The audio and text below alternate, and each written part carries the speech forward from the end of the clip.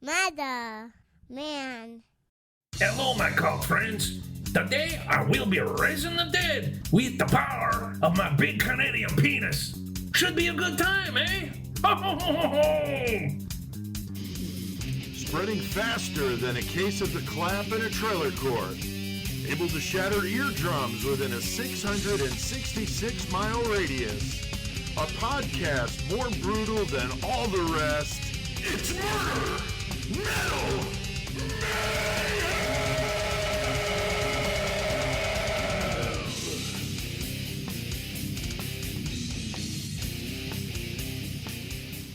All right, I don't know if that was Pierre Poutine or possibly Mr. Horsecock coming back from the dead, old Roque Terrio. But we're going to get into this one tonight. We're here in Horns High What's up, motherfuckers? Studios and doing that Tuesday thing we like to do, throwing down a brand new Murder Metal Mayhem and episode 232 going on tonight. So I'm here in Horns High with Chris, and Joey, you're over there in the 419 in Toledo. How's it going over there? Not bad. Fucking still surviving. We're out here doing it. Yeah, definitely, man. We're definitely getting some better weather here. It's not been nearly as humid and hot, so loving the low to mid 80s. Getting some rain. Kind of nice, a little bit of rain, but nothing too crazy, so I can't complain. But what T-shirts we got in here tonight, Chris? What about you, buddy? Got Oh, fuck yeah, dude. old Dwells Within fucking I Will Ruin Nice. You shirt. That's Fucking- an old school, local Central Illinois Yeah, band. those guys were dope. I wish they'd fucking do some shit again. Yeah. Me and Cashman used to go out to their practices all the fucking time. Fucking- Yeah, those guys are Yeah. freaking awesome, man. Very cool. Oh, yeah. What about you, Joey? I got the green logo sexual atrocity shirt on today, representing that Milwaukee style shit. Fucking right. Hell yeah. And I see you got your Toledo hat on again. Got the Toledo hat. Gotta fucking rep it loud and proud. That's awesome. Fucking And I A. got my Skeletal Remains shirt on. So yeah, I just was going through the shirts, felt right. Fuck yeah. So got that going on, and I've been doing a little death metal here lately, so I'm a little more inspired to wear some of the death metal shirts I got. So got to rotate them every now and then, because Yeah. I got so yeah. many fucking shirts, and it's like, why am I wearing the same 10 shirts? Right? Like for months, like really? And then I'll They're dig the through. comfiest. Yeah, and I'll Dude, I dig got- through, and I'm like, man, I haven't even worn this yet. Like, what the fuck? I got so many shirts that I just can't wear because I wear my metal shirts to work all the time. Right. I got so many that I just can't wear to work because they're so fucking offensive and shit. Right. Oh, and check this out. My youngest daughter, she gets to my house Friday night. She'd been with her grandma, her mom's mom, all day long. She shows up at my house wearing the oily anal discharge shirt that says "Feed her cunt to the zombies." I was like, Oh, jeez. were you wearing that when you were hilarious. with your grandma? She's like, yeah. I was like, Jesus Christ, kid, what are you doing? Wow. Yeah, that's not good. That's not good. So yeah, you gotta love the metal T-shirts in inappropriate locations. We've definitely talked about God that damn. more than Right? once. I do it a lot here in Hayworth.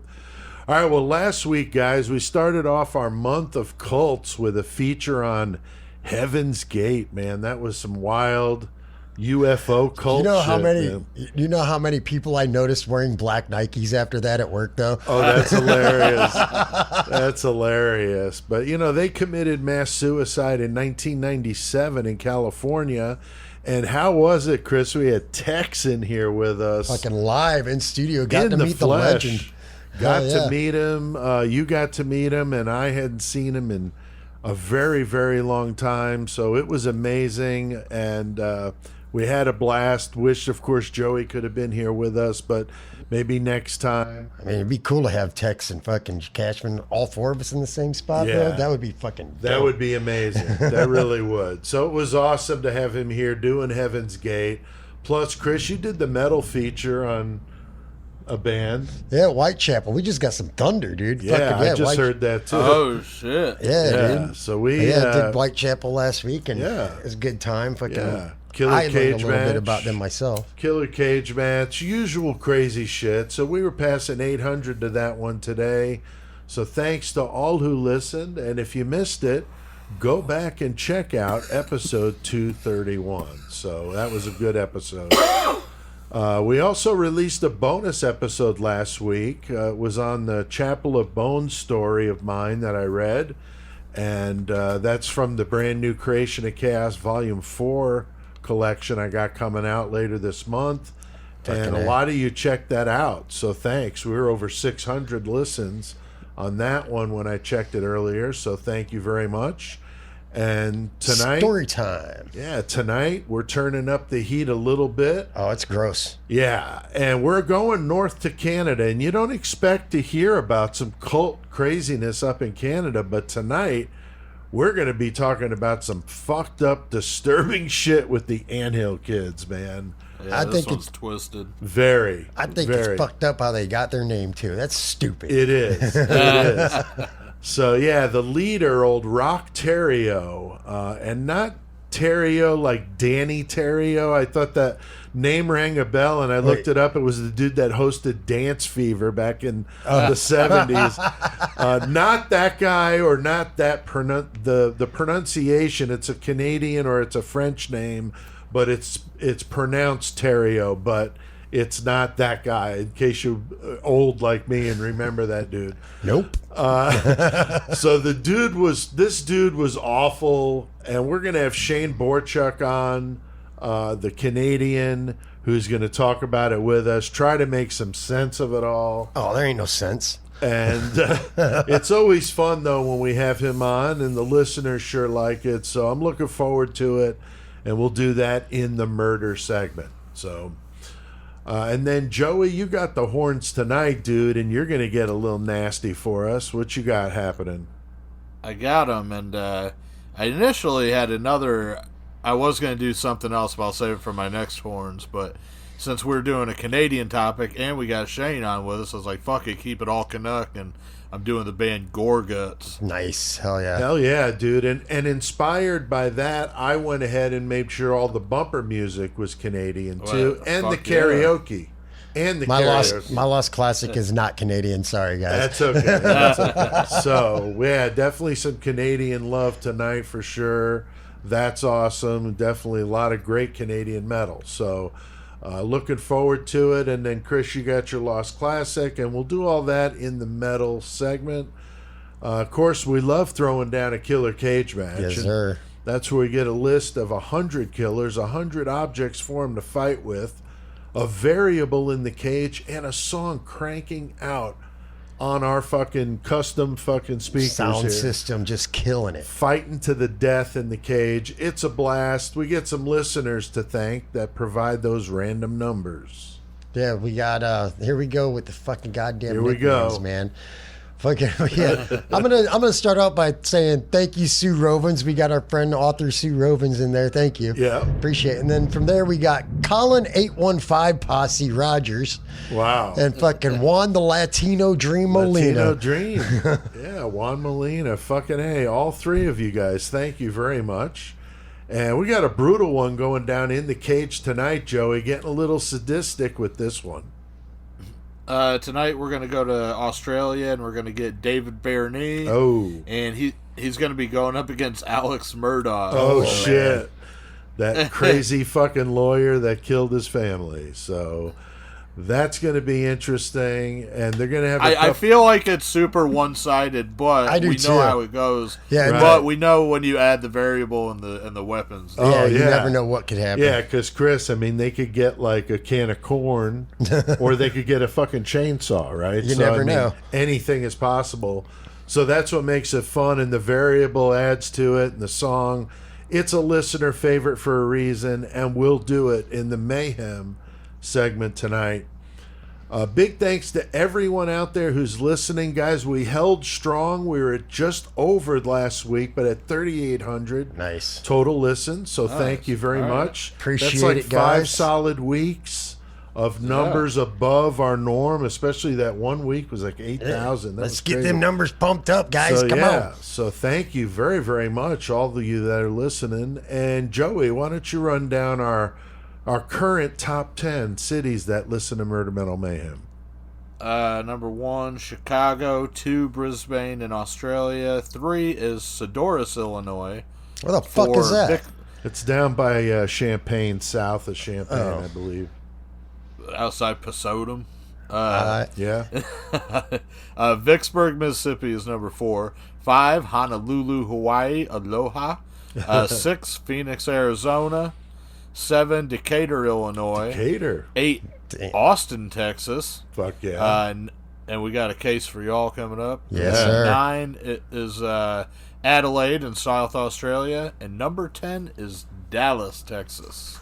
Boom. Fuck yeah. Thanks, guys. I'll be playing a show in Dallas, Texas next month. Gordon the Heart of Texas. That's Boom. right.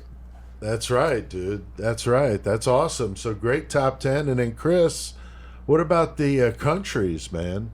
The countries we got, we got Australia, Canada, Germany, fucking Taiwan, Sweden, Brazil, Malta. That's fucking awesome. Right. Poland, that makes sense. They love metal. And fucking Italy, dude. Yeah. Fuck yeah, man. Yeah, so the U.S. gets 83%, but all the rest is divided up like you just mentioned. So that's awesome, and we appreciate it. So we appreciate that, everybody out there listening. You can check out our website, murdermetalmayhem.com, to get more information, purchase some merch, whatever you like. So, guys, we got a lot on our plate tonight, taking a trip north to the frozen tundra. But we got to avoid any backwood surgery at any cost. Shit. Yeah, because it's not good. Yeah, we're going to get Shane on to help us out. But, Chris, what do we got to do, dude? First thing we need to know, what strain you smoking tonight, Joey? Tonight, I'm not really positive of the strain, but I'll tell you, this is so the shit I got from my buddy up in Detroit, his girlfriend's parents own the 2 oldest dispensaries in Detroit. And then she has a sub-dispensary through them called The Hive. Anyway, this weed I got is some weed that they sell, but it's infused with the oil my boy sells. So it's some oil-infused buds, and it's fucking ridiculous. So you're getting high as shit. Yeah, I think it's 39-point-something%. It's pretty fucking high. But nice, hell yeah. Anyway, so yeah, that's what I got. Let's get our goddamn fucking murder on.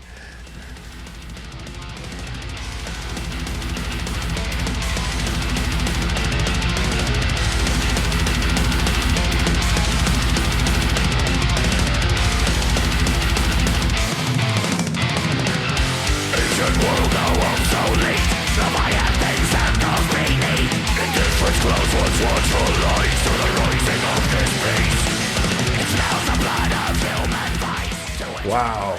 That was some Raider, man. Starting out the Canadian metal with a fucking banger, man. Those dudes are killer from Ontario. And the song New Dominion from that last album they put out. Wow, those guys are badass. It's pretty sick. Really good stuff. And speaking of Canadians, we've got one on here with us. Our buddy Shane Borczuch from Winnipeg, Manitoba. What's going on, dude? How's it going, buddy? Hey, right on. Doing pretty good here. Ready to fucking rip this one up. Hell yeah, man. This is going to be a good one. And last time we had you on, we did Brenda Ann Spencer. So the first, I think, U.S. case you had done with us.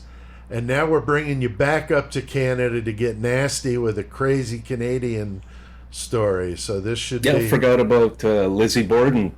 No, you did Lizzie Borden first, I think. Brenda Ann Spencer was second. Anyway, so yeah, that's right. You had done, so you typically do the Canadian one, so it's good to get you back up there.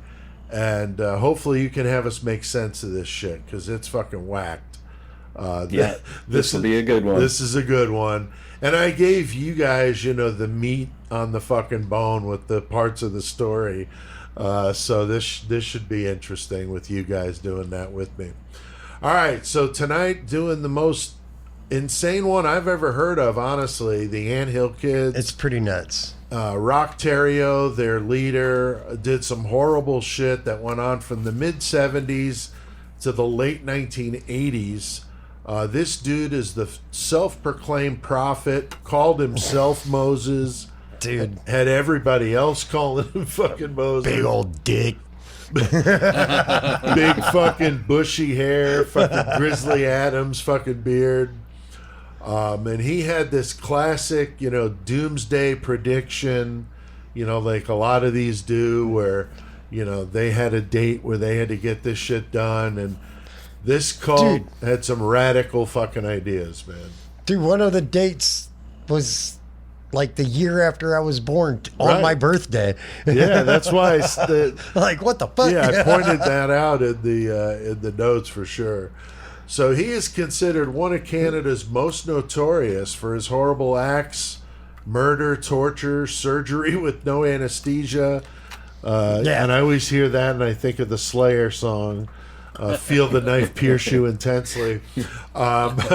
And some of the most horrible things you've ever heard. So tonight is going to be a very nasty one.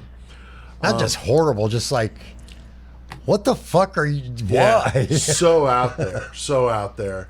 And I'm going to do my best with these French names. I always put them phonetically Shane in the can notes. Hey, we got Shane with us. And we got Shane with us. I'm not French, though. But you can't speak it, though? Not really, not too much. Oh, damn. Well, you're closer to it than us. Let's just use that excuse, all right?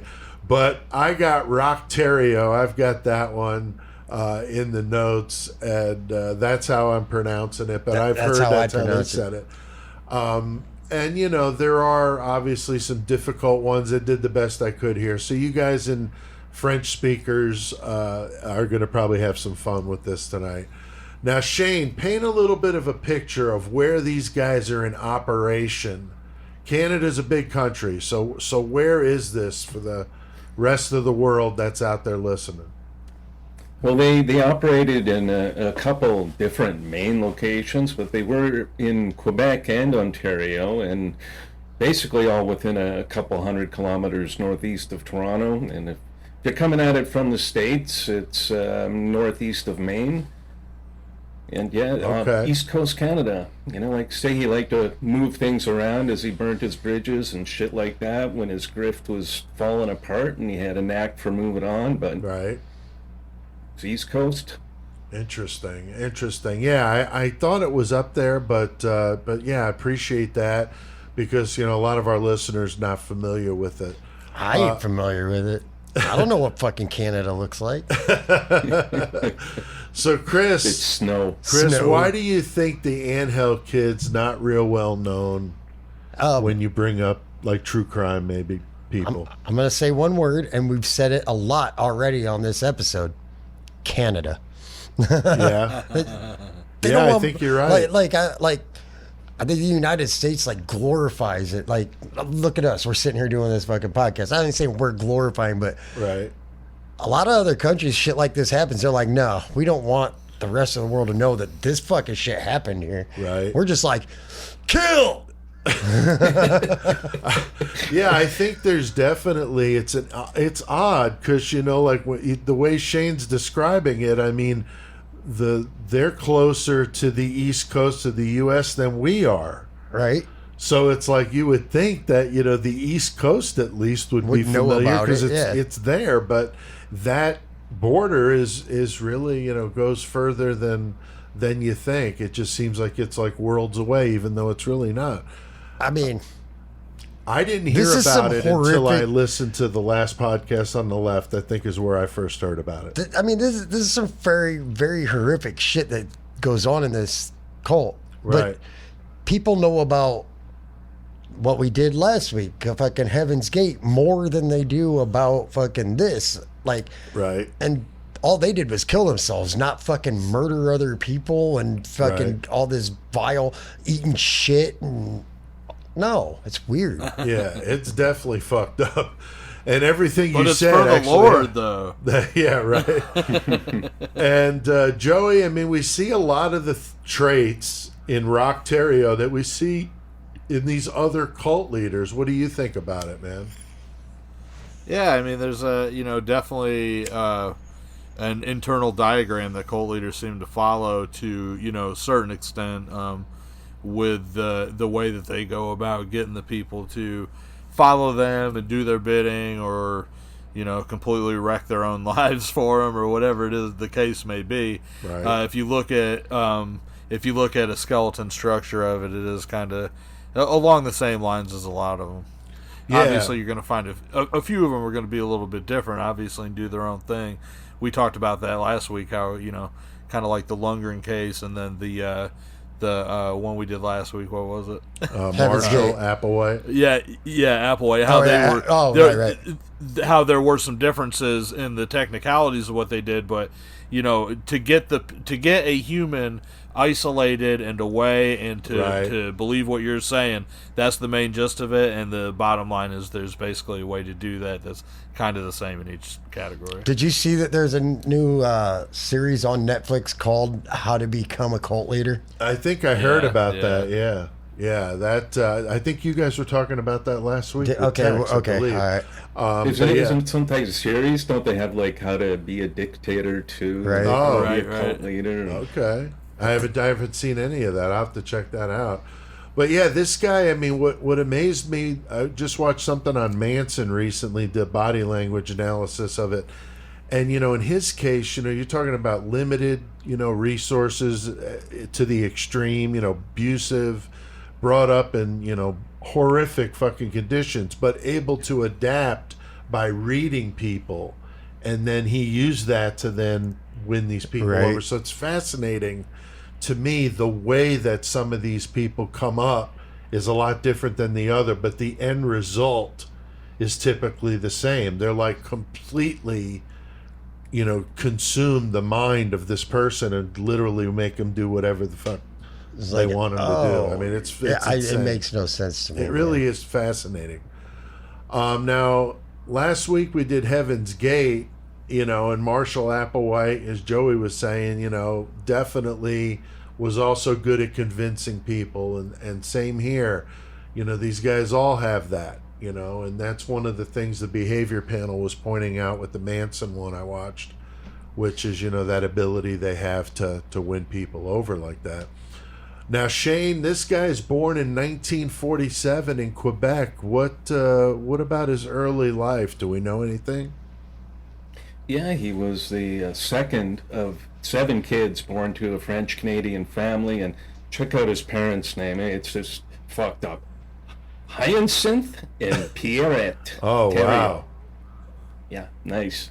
And he was intelligent, but he only made it through the 7th grade. And now, to be fair, the town school only went up to grade 7, so I was gonna it's say, not like he didn't drop out or anything. That was it. They had the option to go into the next town over for high school, but nobody in the Terrio family did that, so they just had their grade 7. Goodness, Craig. He was bright, very bright guy. He seemed to enjoy learning. He did a lot of reading and could pontificate on many subjects.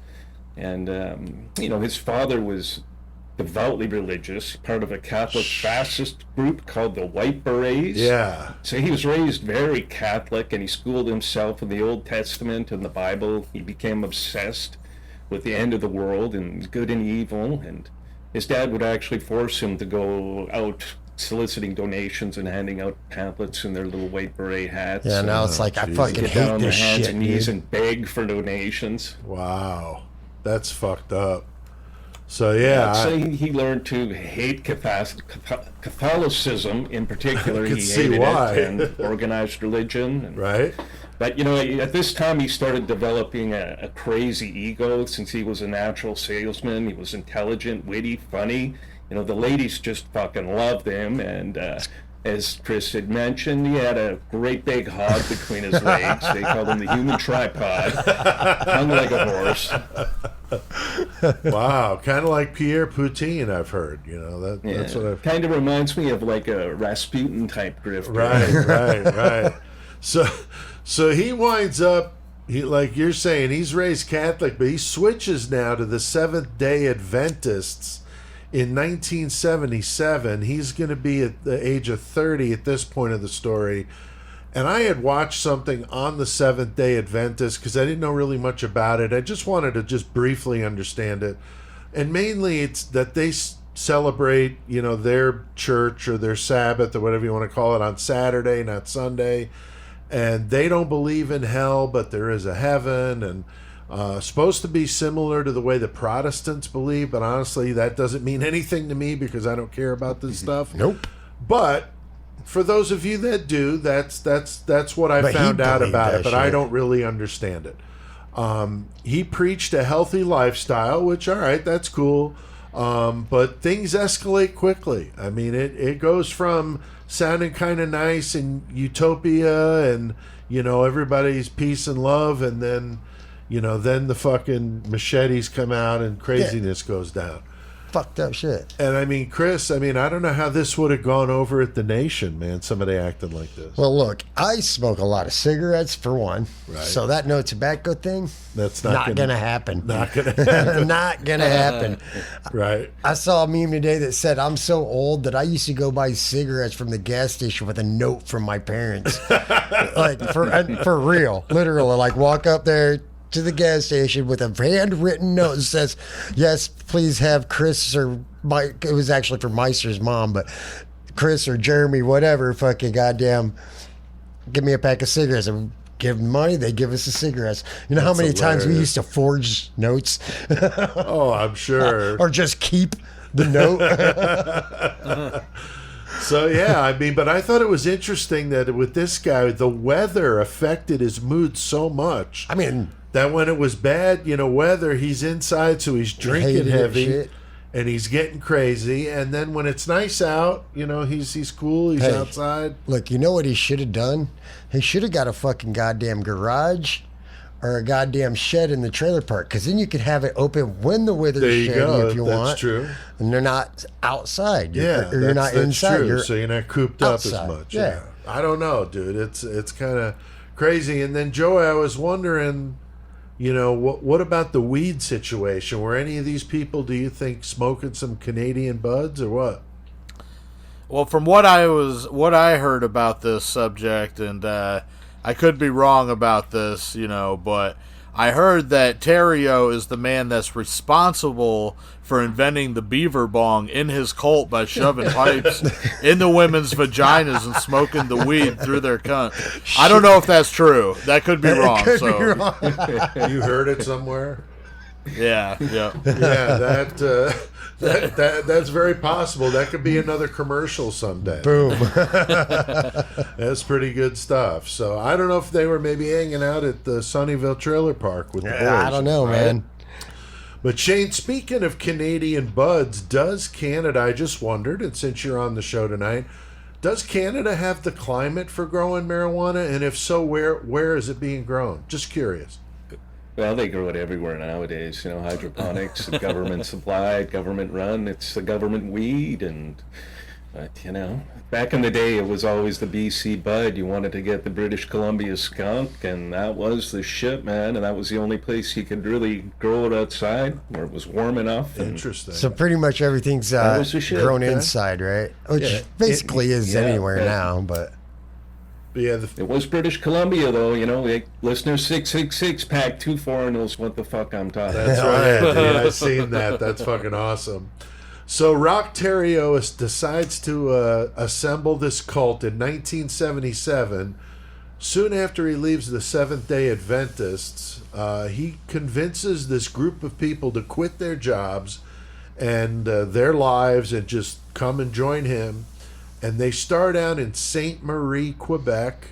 The purpose of the cult is to establish a commune where they're going to grow their own food. People could freely listen to rock speeches, which is just that would be a draw enough just to have the I'm down with that privilege of listening to this fucking idiot talk. Also, to live in harmony and be free of sin. Yeah. And, again, this sounds very nice and very Pollyanna, but this shit is a load of fucking crap. It always is, dude. Come on. Yeah, his speeches are obviously geared to brainwashing these people and keeps them brainwashed and keeps ratcheting up the fucking crazy. and things now start getting violent. Yeah, and see, that's the thing though, about being charismatic, like we've talked about before, but also most of the people that were there were female. It's the dick. Like most of the people there were female, and they were having his children. Like, yeah, no, it's fucked up. It's fucking crazy, but yeah. So he decides the world's gonna end a year after I was born, February 17th, 1979. Yeah, and that's fucking awesome. I let the world live. I was a year old, and I'm just like, you know what? I was gonna just live for a year and destroy everything, but I'll let it go for another goddamn 44 years. I don't even like what I did there.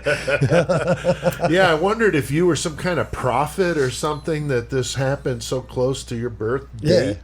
Maybe, I don't know. I mean, maybe that's what's wrong with you. I'm not really sure. that's probably it, dude. Roctario anointed me with the blessing to save the earth. Now, Joey, Rock also prohibits the members of keeping in touch with their family. So here we go with that, Seclusion. Yeah, and not only do they have the ability to prohibit them to do it, they have the ability to make the members believe that they're doing it for their own good, right. So they go along with it, right? Either out of fear or out of belief, whichever one. It's still the same fucking result, is they end up shunning the people that they really need, and in those times, probably. Yeah, that's for sure. I mean, a call to a brother or sister could have maybe pulled them out of it before they got totally sucked in, right? So that separation is key, and all these guys do this. And women too, because all these figures, many of them have spouse, like we did with last week with the Heaven's Gate. So this is not exclusive to males, although it is definitely male dominated. So he's moving to them in even remote areas of Canada, out in the fucking woods. So now they're physically separated. Yeah, didn't they like fucking park and hike fucking for miles out to where they were going? Yeah, this place he calls, they squat on this land they don't own, and the place is called Eternal Mountain, is what he calls it. And so this makes it even harder for somebody to get away when, like you're saying, Chris, you're miles in. I mean, you're not just going to walk out. This is dangerous territory if you don't know where the fuck you're going. Right, and like packing all your shit. I mean, I know they're keeping it fucking rustic, not rustic ain't the word I mean, but primitive as fuck. So like, but you still got to carry tools and all your shit out there to where you're going. So that would fucking suck too. Yeah, and I mean, Shane, where exactly is this Eternal Mountain, and how far are they from like civilization? Well, first off, that isolation technique you were mentioning, that's what they call milieu control, and it's controlling communication within a group. But not only that, actually the physical isolation from surrounding society. And so his grifts are falling apart, he moves on to somewhere isolated. And like Chris was saying, this place, it was the middle of the fucking bush. They were sent out from St. Jokes and walked straight through the wilderness for 2 fucking days. It's 2 fucking days through thick, dense bush. And Jesus. I've looked at it on Google Earth, and there's fuck all there. It's it looks like typical when you see the Stephen King movies, at the East Coast wilderness vibe to it. So thick, dense bush like that. Wow. Plus, it's 1980, so I'm sure there was a lot of thick, dense bush with them. Oh, nice. So it was very isolated, and like you had to haul everything up there to build your compound. So you're hauling shit 2 days through the bush and then going back and making another trip. So just nuts. I wouldn't want to do that. Yeah, for sure. Nobody would. So Rock is laying back, and the cult is building his commune from dawn till dusk. Dude. Working their ass to the fucking bone. Yeah, they're getting fucking goddamn ration food, and if they fucking fuck around, they're going to find out because they get more rationed. Yeah. Yeah, it's lean fucking dude meals here. So these people... And he's just chilling. Yeah, he's just laid back, kicking What up, it. yo? Got to carry this heavy cock around. It's rough. They're clearing out a fucking forest. I mean, like Shane's talking about, we're not talking about like some brush. We're talking about a dense forest. These people are clearing out By hand. so that they could build a cabin and have a garden and grow all their vegetables and all this stuff. So this is fucking insane. And so this is going on for obviously a while. And this is where he came up with the name the Anthill Kids, because, you know, these are busy beavers. You know, they're running around like little ants. And so there you go. Called them the Anthill Kids. So That's not a very fucking- badass name, but it's weird enough to make you go, what the fuck is that No, about? it definitely like that Yeah, name. that's in how I general is was like, with it.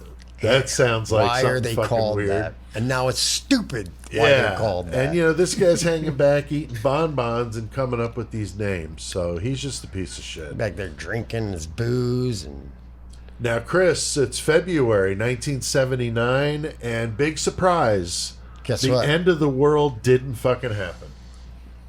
But it's because no, it did not happen. But it's because God's time runs different than humans' time. That's right. That's So, what he like, claimed, right?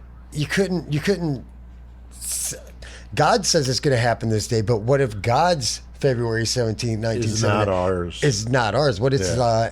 5 years away from ours. Right. So he just came up with it. I mean, it worked. Yeah. He just like, God proclaimed this, but our time isn't like theirs. So fuck it. You know, this almost strikes me as when you catch somebody in a lie and it's like so obvious, but they wind up talking their way out of it. And even though you know they're still lying, it's almost like that was like pretty impressive. You're pretty smooth, dude. Yeah, that was pretty scary. It's really frightening that you're that good at that, you know? Right? Hey, I saw something that they were talking about like cults and shit, and they said the two most used excuses, because most cults go through this period where the prophet, self-proclaimed prophet, predicts a date of some sort that's Right. of some magnitude, and it doesn't happen. It inevitably never happens. So they say the two biggest things that they tell their followers to keep them, like, you know, continuing on. A is what we just heard. Oh, well, God's time is different than ours. Like this, Roach used this. He used it too, but also some other guys used it.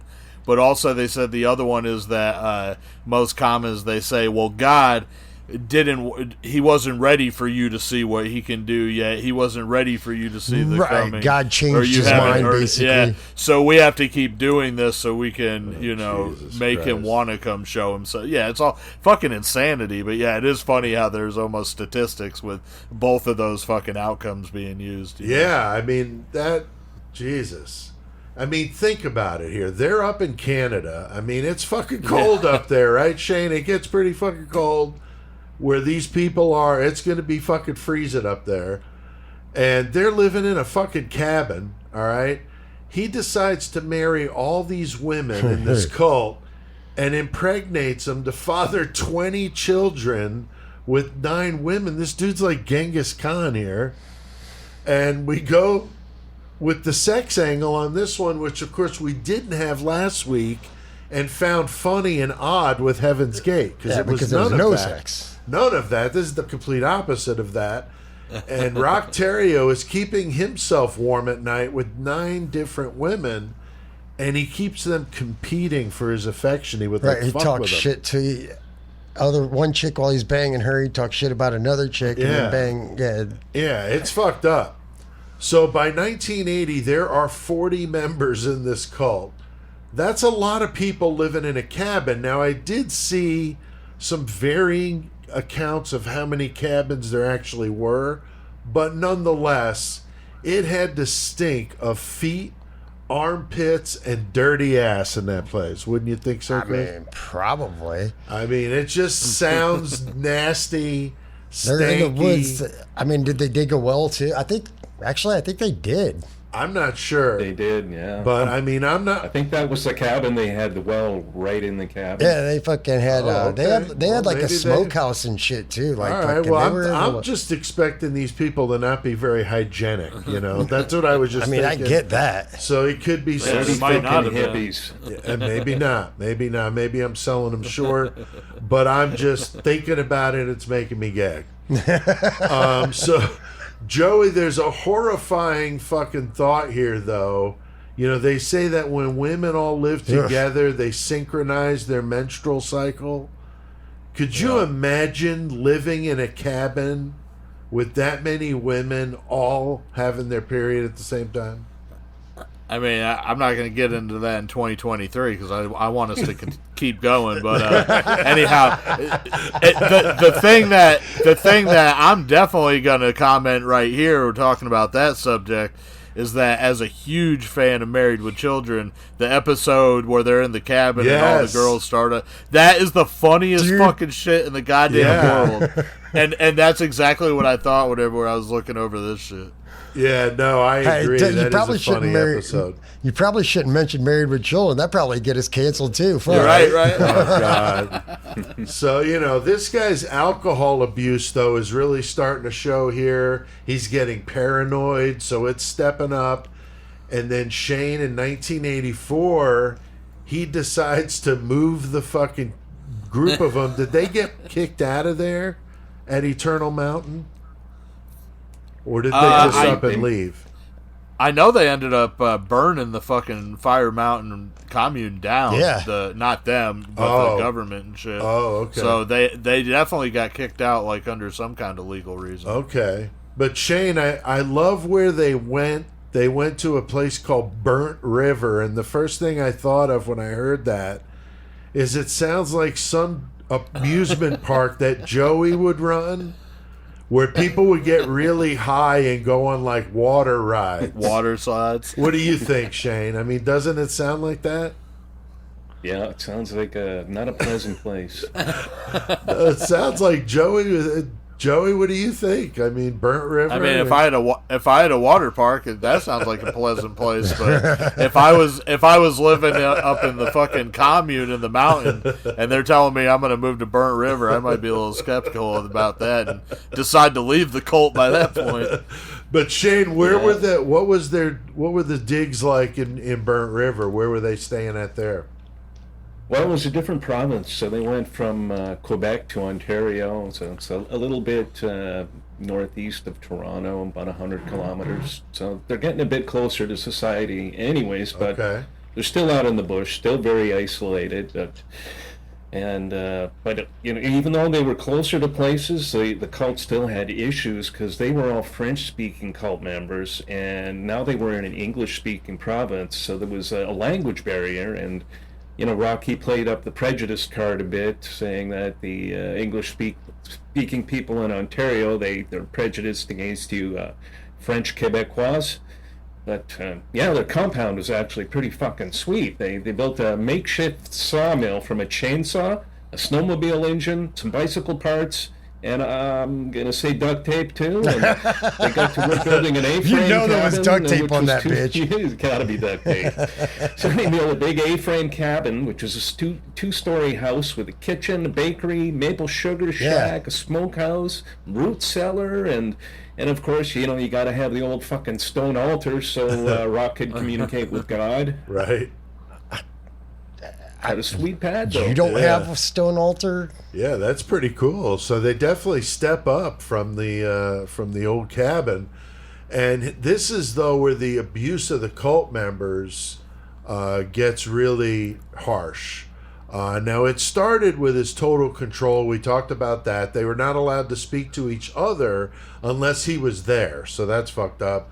And they also had to get his permission if they wanted to have sex. So that would suck. Yeah. And he would spy on them and then tell them it was God that told him what they had done. So Could you imagine if every time you wanted to fucking bang your old lady, you had to walk, hey, man, is this cool? Yeah, that would, man. Yeah, that would be ridiculous. You got to understand, right? So yeah, definitely strange. And if anybody tried to escape, they're getting beaten with a belt, and then it escalated. Fucking hammered. Hammers, dude. Wow. So this is definitely getting violent, and people were hung from the ceiling and tortured, and he tore their hair out one follicle at a time. I mean, I'm not going to lie. That sounds like some real ass torture, bro. Right. Yeah, that's some like Vlad the Sadistic. Impaler shit. Man, there. like I get a straight God fucking damn. beard hair and Courtney just walk up and snatch. I'm just Right. like, what the fuck, dude? Imagine being hung upside down And and just it happening. going to, oh man, dude. Yeah, that just sounds nasty, man. Now, one thing I'm going to say about this is I hope that everybody thinks it would be as fun as me to take a kid and staple them to a tree by their clothes and shit. Because this dude would do that to the other fake people's kids. Yeah, we would. And then, he's Like- fucking, doing this kind of crazy shit. But He's nailing a not kid the- to a tree. Right, like and it's having just their- going through their clothes and hanging there. But then he's got the other kids, and the moms like throw rocks at him. Like, Yeah. now that's where the fun stops, Yeah, because if they had to throw a rock at their own kid dude. nailed up to a tree, I mean, what the fuck? That's fucking brutal, man. Yeah, I mean, it's fucking crazy. And he said if they refused, he would kill them, So you got to throw the rocks. I mean, that's fucking awful. And so, Joey, this is getting darker and darker. I mean, what is some of the extreme? I mean, we're not even getting into the worst of it, but where is it going next from here, Joey? Because it's getting worse.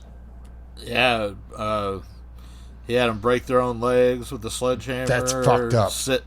Sitting on a hot stove with their bare ass, just fucking burning. Eating dead mice and feces. A lot of crazy shit. He was shitting and pissing on them, too. Yeah, he's like pissing down their throats. pissing in Fuck- people's Ugh. mouths. And Oh yeah, he was about that. Like, and man.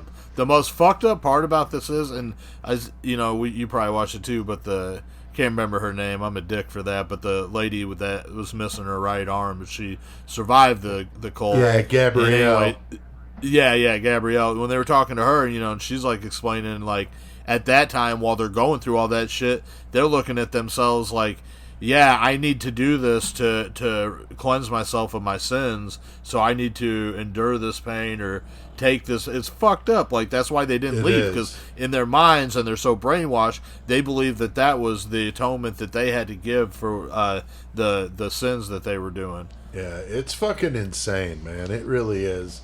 Some of the shit he had them doing to them, I mean, just absolutely awful. And the Anthill kids are making their money, though, by selling baked goods that they made. And if somebody was slacking, man, they were fucking harshly punished.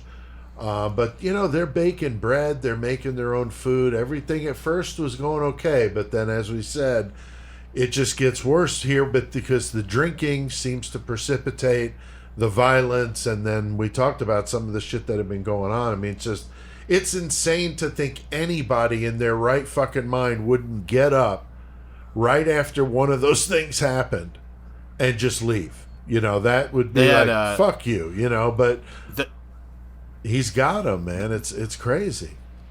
They had one of the other victims they were talking to also, and she was saying how she ended up getting beat and everything else because she ate more than her share of the meal or whatever. Oh wow. And after that happened, she wrote, like, they transcribed it or whatever, but she wrote a letter talking about how she was so ashamed of herself for wanting that food, and that every time that she felt hungry, she felt ashamed because she didn't need to put on any more weight or take any more from anybody else's rations, and that she was actually glad that it happened so that she could be reminded not to be such a glutton or what. It's so fucked up, like the extent of the thought process that is skewered by this guy. Yeah, that's interesting, dude. I mean, I'm just this whole cult thing has just been, to me, very fascinating as we run through, what makes these people tick and how they're able to do what they do.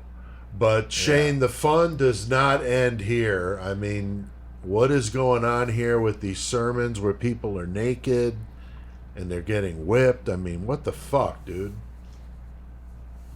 yeah, it gets pretty crazy. He's committing sexual abuse against children in the cult. He's fucking the kids, and just every horrific thing you could imagine. And They actually lost a child. One of his wives kept her newborn baby outside, freezing in the cold to avoid Rock Terrio and the abuse. And Yeah. that baby did die. This was a 5-month-old baby, and one of Rock's sons. They put him outside in a wheelbarrow. Fucking horrible. Because, the baby was crying. It was about minus 10 Celsius, and for you guys, that's about 14 Fahrenheit, so pretty fucking cold. And he'd often punish crying children by throwing them out in a snowbank. That's all they were doing is crying. Oh my god. Baby He'd cries. throw them outside. So they learned pretty quick and pretty young not to be crying. And Gabrielle, the mother's child, said that it was an act of mercy for the infant, as Rock had particularly hated this child. Oh my God. Said it bore the mark of the devil, and he often beat it. Oh my god. And they did bring the baby's corpse to a hospital, and it was ruled crib death. And I don't know how he managed that. Fucking So sudden infant death Yeah. syndrome. Wow. Yeah, so he escaped any consequences there once again. It was basically, I saw somewhere that basically, because it was outside, the kid was frozen. They basically brought it in, thawed the baby out, and then fucking called the fucking whatever. So there was no, the decay It's harder or whatever. to figure shit out after that. Yeah, I don't know, dude. That's just fucking awful. I mean, that makes sense. It's fucking cold as fuck outside, and you just throw a naked baby out there. Yeah, that's fucking horrible, man. And Chris, I had saw that the doctor was one of his friends, so there might have been something going on there. There you go. But they did get on the radar with the Children's Aid Society with this. So they started watching him a bit carefully. right. And then Chris, what was the deal with old Dr. Rock Terrio, man? Oh, he knew everything. Yeah. But He got his MD, apparently. so he got his MD when he was studying all them fucking medical books, when he was fucking getting the ulcers taken out of his stomach that gave him dumping disorder or whatever the fuck.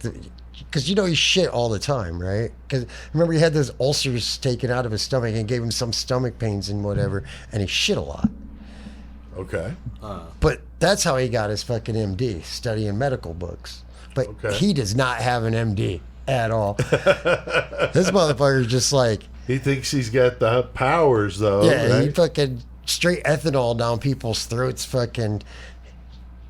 enemas with fucking molasses and olive oil and fucking warm water. Just Maybe he stayed at a Holiday Inn Express. That's very possible, Shane.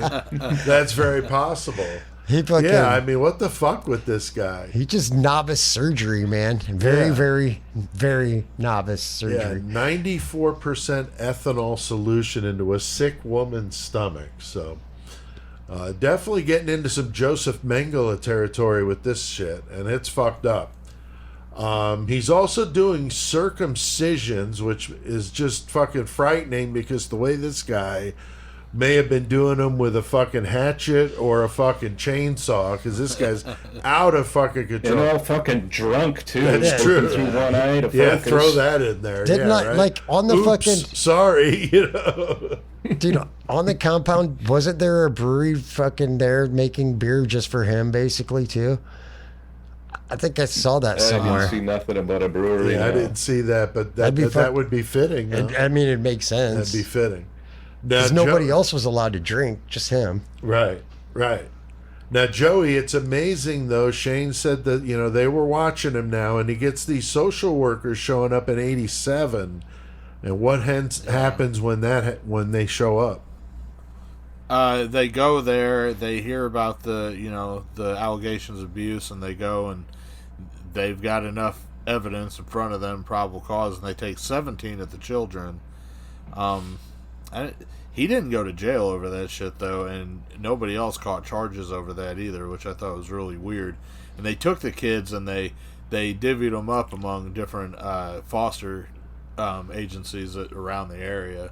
So hopefully, ended up in a better spot. But Yeah, it just... I don't know. It's crazy that right then that he just didn't get fucking locked away, right? Yeah, what I don't understand is if there was an issue worth taking those kids over, then why not take the source of the fucking problem out of there by arresting that guy, or at least fucking holding him? But I don't know, Shane, is that like a Canadian thing, or do you know if maybe that's something. It's definitely not a Canadian thing. Okay. I just, it was a different time back then. I didn't think they could have enough to like indict him or convict him on anything. Right. So. I think that's fair enough to say. I mean, no matter where it was. That's why I just wasn't sure if there's, because our laws are very similar, but there are obviously differences. And I wonder if technically maybe they just took the kids because the living conditions weren't fit for the children.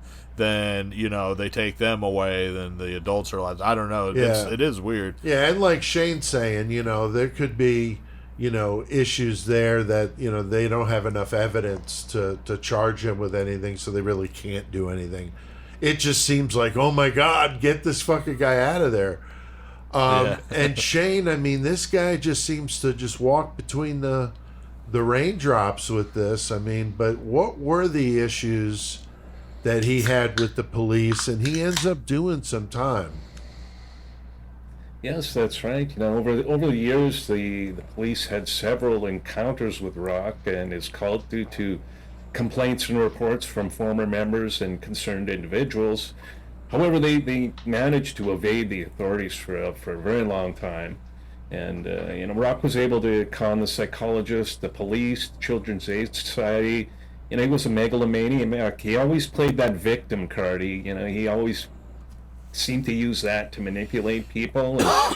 And, he did pimp out his women to upstanding members of the community, so that might have helped him out a bit. People are going to look the other way if they're getting some of his women. And, But he did get busted, though. He went to jail for a couple of years during his reign of terror. He actually killed a child while attempting a circumcision, and that baby died from alcohol poisoning that Rock was using as an anesthetic. Yeah, the ethanol. Yeah, he got the baby too drunk. And Well, one of the cult members who had previously had his nuts cut off with a fucking rusty razor went to the authorities and turned Rock in. Man. And he went to prison for a couple of years in Quebec City.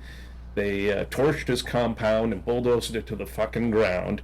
And, his cult still stayed with him. They were in Quebec and waited for him to be released. He picked things right back up where he left off when he got out. And they carried on as if nothing had happened, built a new compound. Wow. And he did use that incident, though, to feed his victim mentality a bit more. He used that for himself. And it was like, look how they've prosecuted us. Yeah. And some of the media and stuff bought into that and said that he was a victim of it too, of bias and shit. Didn't he actually get on the radio, like doing an interview on the radio and shit, like preaching that? I'm not sure. I didn't see it, but it's very possible. It's very possible. It's crazy too. While he was locked up, all the members of his fucking cult all fucking bought apartments near the spot where he was locked up, so they could be close to him. Exactly. So, like, they were, what the fuck? That's fucking dedication. That is, man. Living off welfare, and most of the money they were making and shit too was going to fucking to collect calls.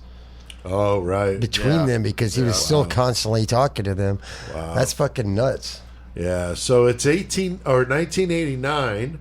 Rock Terrio continues doing these fucked up surgeries. He should have gone into practice with Christopher Dunch, old Dr. Death, or maybe old Harold Shipman. But this guy is now doing surgery on a one of the cult members. Her name was Solange Ballard, who had a stomach problem. Now, I've heard now already 3 or 4 instances of stomach problems. Yeah, it's always time to go get some fucking Rolaids, some Tums. Just leave and go see a medical doctor. Bismol, for fuck's sake. Don't go to that motherfucker if you've got a stomach ache. How are you getting a stomach ache when you're eating natural shit? It's not like you're eating Burger King and drinking cheap fucking beer, Chris. I mean, what the fuck? No. Why are they having all these stomach problems? It's probably a lot of it's probably because they're not fucking getting enough food. Their stomach's probably like, I don't know. Empty. Maybe. I don't know. It just seems like there's a lot of stomach problems here. But this fucking surgery, Joey, how does this go with Solange and her stomach problems? Well, first off, whenever I was doing this one, I had to think of the band that I just saw up at fucking Chicago Domination the band Unnecessary Surgery. Their band name kept going through my head the whole time I was doing the research for this, because every bit of what this guy does that's exactly what it is, Unnecessary Surgery. But so with Solange, this is fucking terrible. This is over a fucking upset stomach, and he puts her up on a table. She's naked, and he starts punching her hard in the stomach because, of course, it's the fucking demon inside her and the evil that he needs to fucking drive out. And I think this is the kitchen table, isn't it? Yeah, it's in the kitchen. This is not like into like a clean room. Oh, no. This is like on the kitchen table. If we just came into the studio right now, Pete, and swiped everything off and threw a body up there, that's it. Okay. Yeah. Sorry, Joey. I just wanted to clarify. So then he takes a fucking tube, sticks it in her asshole, up her rectum, injects the enema that Chris was talking about earlier, the molasses and olive oil. That's fucking... Then he's like, well, this isn't enough because your stomach's still hurting because I see you're in pain still.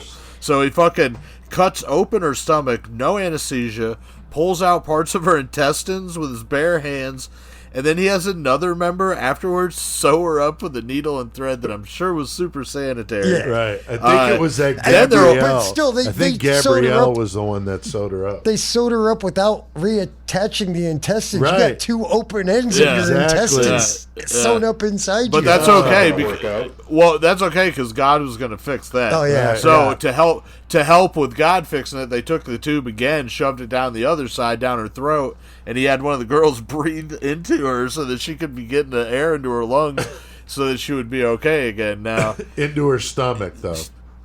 Yeah, and unfortunately, as you can tell, poor Solange, she didn't make it through this. I mean, I know we're laughing, but that's just fucking horrible, man. Jesus Christ. Yeah. So really, really bad. And Shane, she unfortunately dies this miserable death. But what is Rock's answer to this whole situation here? Everybody's probably confused. But what is he got for us? He's got the power of resurrection. He believes he can bring her back from the dead. Wow. And just when you thought it was over, fucking shit just goes from bad to worse here. Right. Rock, he has a ceremony to fucking marry this dead woman who had already been buried. And then a few days later, he dug her up so he can perform his resurrection ritual and raise her from the dead. Oh. He claimed to have some type of biblical vision where he would give like a reverse birth.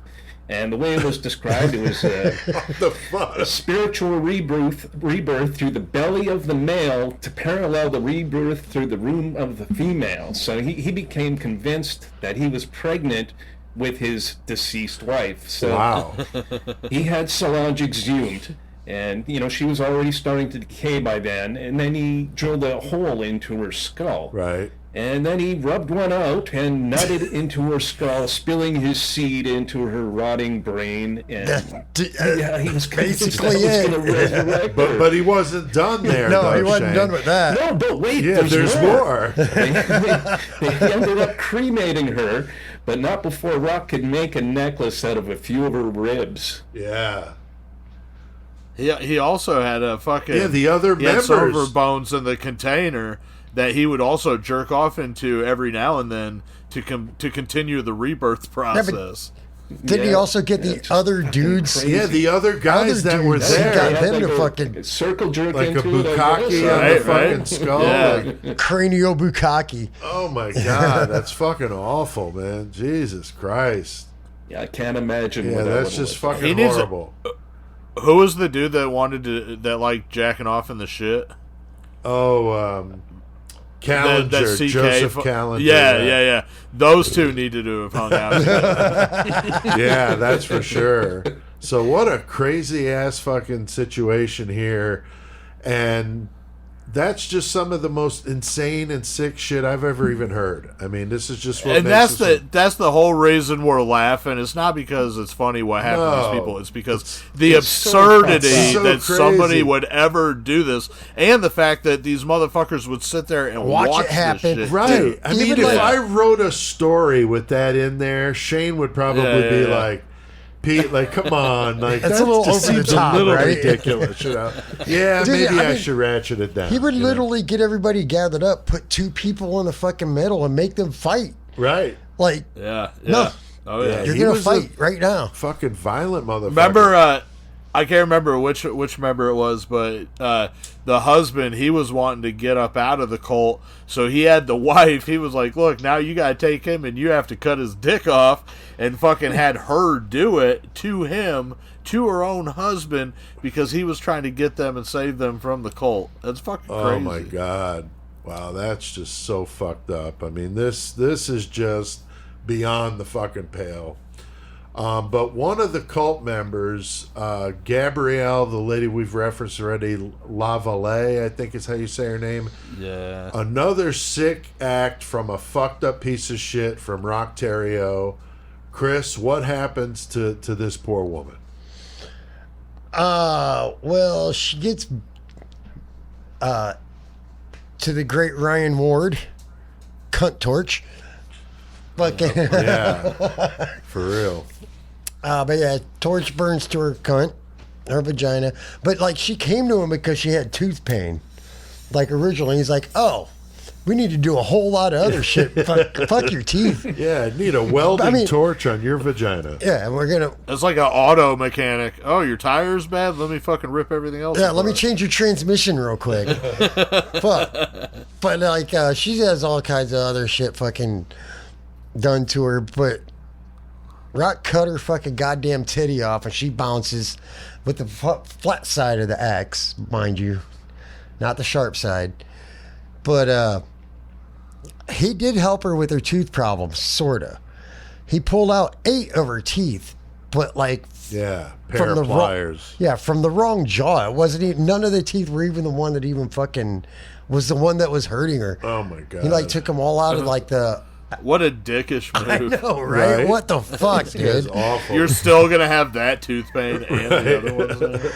Dude, Yeah, I mean, just fucking horrible, man. Beats her with the blunt side of the axe. I mean, goddamn, cut part of her breast like- off with a knife or something. He I just don't know. bounced. This guy's just crazy. But then what does he do with her when she's bitching about her He hand? fucking just straight stabs her fucking hand in it. Like, think about a fucking cheesy ass fucking 1980s fucking like Patrick Swayze movie where they're at the bar and they just pull their knife out and just stab it into the table through their hand. Right. That's exactly what happened. Yeah, Like stabbed her hand through there. with like a hunting knife. So she's not going anywhere. No, you in there. You got a big ass K-bar going through the middle of your It was hand. probably a rat. Yeah, that's what I'm saying.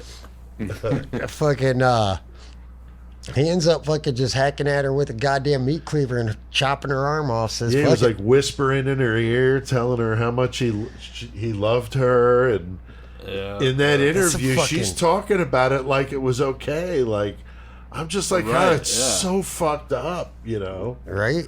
so fucked up to even think about somebody doing that and then telling you that they love you. I mean, that's so bizarre. They say he did it for like hours, Yeah. like 2 hours. Yeah. And it was like Oh my it was God. like somebody carving a stick to make a spear or whatever. God you know? damn. Oh my, He was just That's fucking right. doing She it with just her. sat there and had to take it, and he Yeah. whittled away at her arm. wow, That is crazy. that is fuck. really fucked up. So yeah, I saw her on the interview I watched. I'm sure it was the same when you guys saw. She had a hook for an arm. It's fucked up to imagine someone doing that to another person. I mean, it's really unbelievable. She's still disillusioned though about these events, saying she thought it was done out of love and all Right, that. I mean, right. just scary to hear somebody still that attached to it. I can't imagine it, and I can't imagine. I would want to hate that motherfucker till the day I fucking die. Yeah, you not know? just like fuck you, you know. Dude, man. Yeah, just a horrible fucking individual. So this is terrible. And Joey, but old Rock, he gets his ass in some trouble after the woman escapes another time. So he had somebody escape, then she escapes again. Right, and I mean, fuck. At least somebody had the fucking gall to finally get away from this. Not a couple others did try, like we said, and he'd cut their toes off or Yeah. he'd do some Dude, fucking hammers. shit, so He- that He fucking Yeah. would, like, remember when he told the one dude to cut his wife's toe off and he wasn't going to do it? But so Yeah, Rock said, yeah. well, if you don't cut the one off, I'm going to cut them all off. So this dude literally had to take a fucking hatchet and fucking cut his old lady's toe off. Like, That's fucked. yeah. Wow. So yeah, anyway, I took fucking, that hatchet and put it in his fucking head. Like, oh yeah, Right. let me see that hatchet. Gotcha. Wow. Now I calling run this Victor cult. Crowley now. I am the new cult leader. Right. Yeah. But yeah, so this time, another lady, she does get away from the cult, tells the authorities what's going on. They come back, and she had told them, about the murder of Lavallee, and No, they found Lavallee the didn't evidence get. She didn't get murdered, but she was the one that got her arm hacked off. Oh yeah. I'm getting them confused. Oh, I know. Fuck it. We've done so pretty many good up French to this names, point. eh? Yeah, we've actually done pretty good. And the up to this crazy point. part about that is he changes all their names halfway Right. through. Right, So yeah, they start out with one name, and they end up with another name That's at the right. end. That's right. Yeah, it is very confusing. So what we're saying is basically this is the implosion of the Anthill Kids. So he gets 12 years in prison, but managed to father 4 more kids. That's fucking insane. Yeah, he's getting conjugal visits from 3 of his wives. So what the fuck? The rest of the cult, though, disbands. Gabrielle of Lavallee, she talked to the cops and got a lot more shit on Rock and the Anthill Kids. He gets charged with the murder of Solange and finally gets life in prison. But I know in Canada, at least that for him, it was a 20-year minimum, so 20 to life. And he went up for parole once. And what happened, Shane? He went up for parole once, right? Yeah, went up for parole once, didn't apply for it again. Yeah, that's interesting. Just didn't apply for it, so just stopped. Just figured they weren't going to get him out. Like, I'm gonna fucking yeah. fuck it. I can still control these people.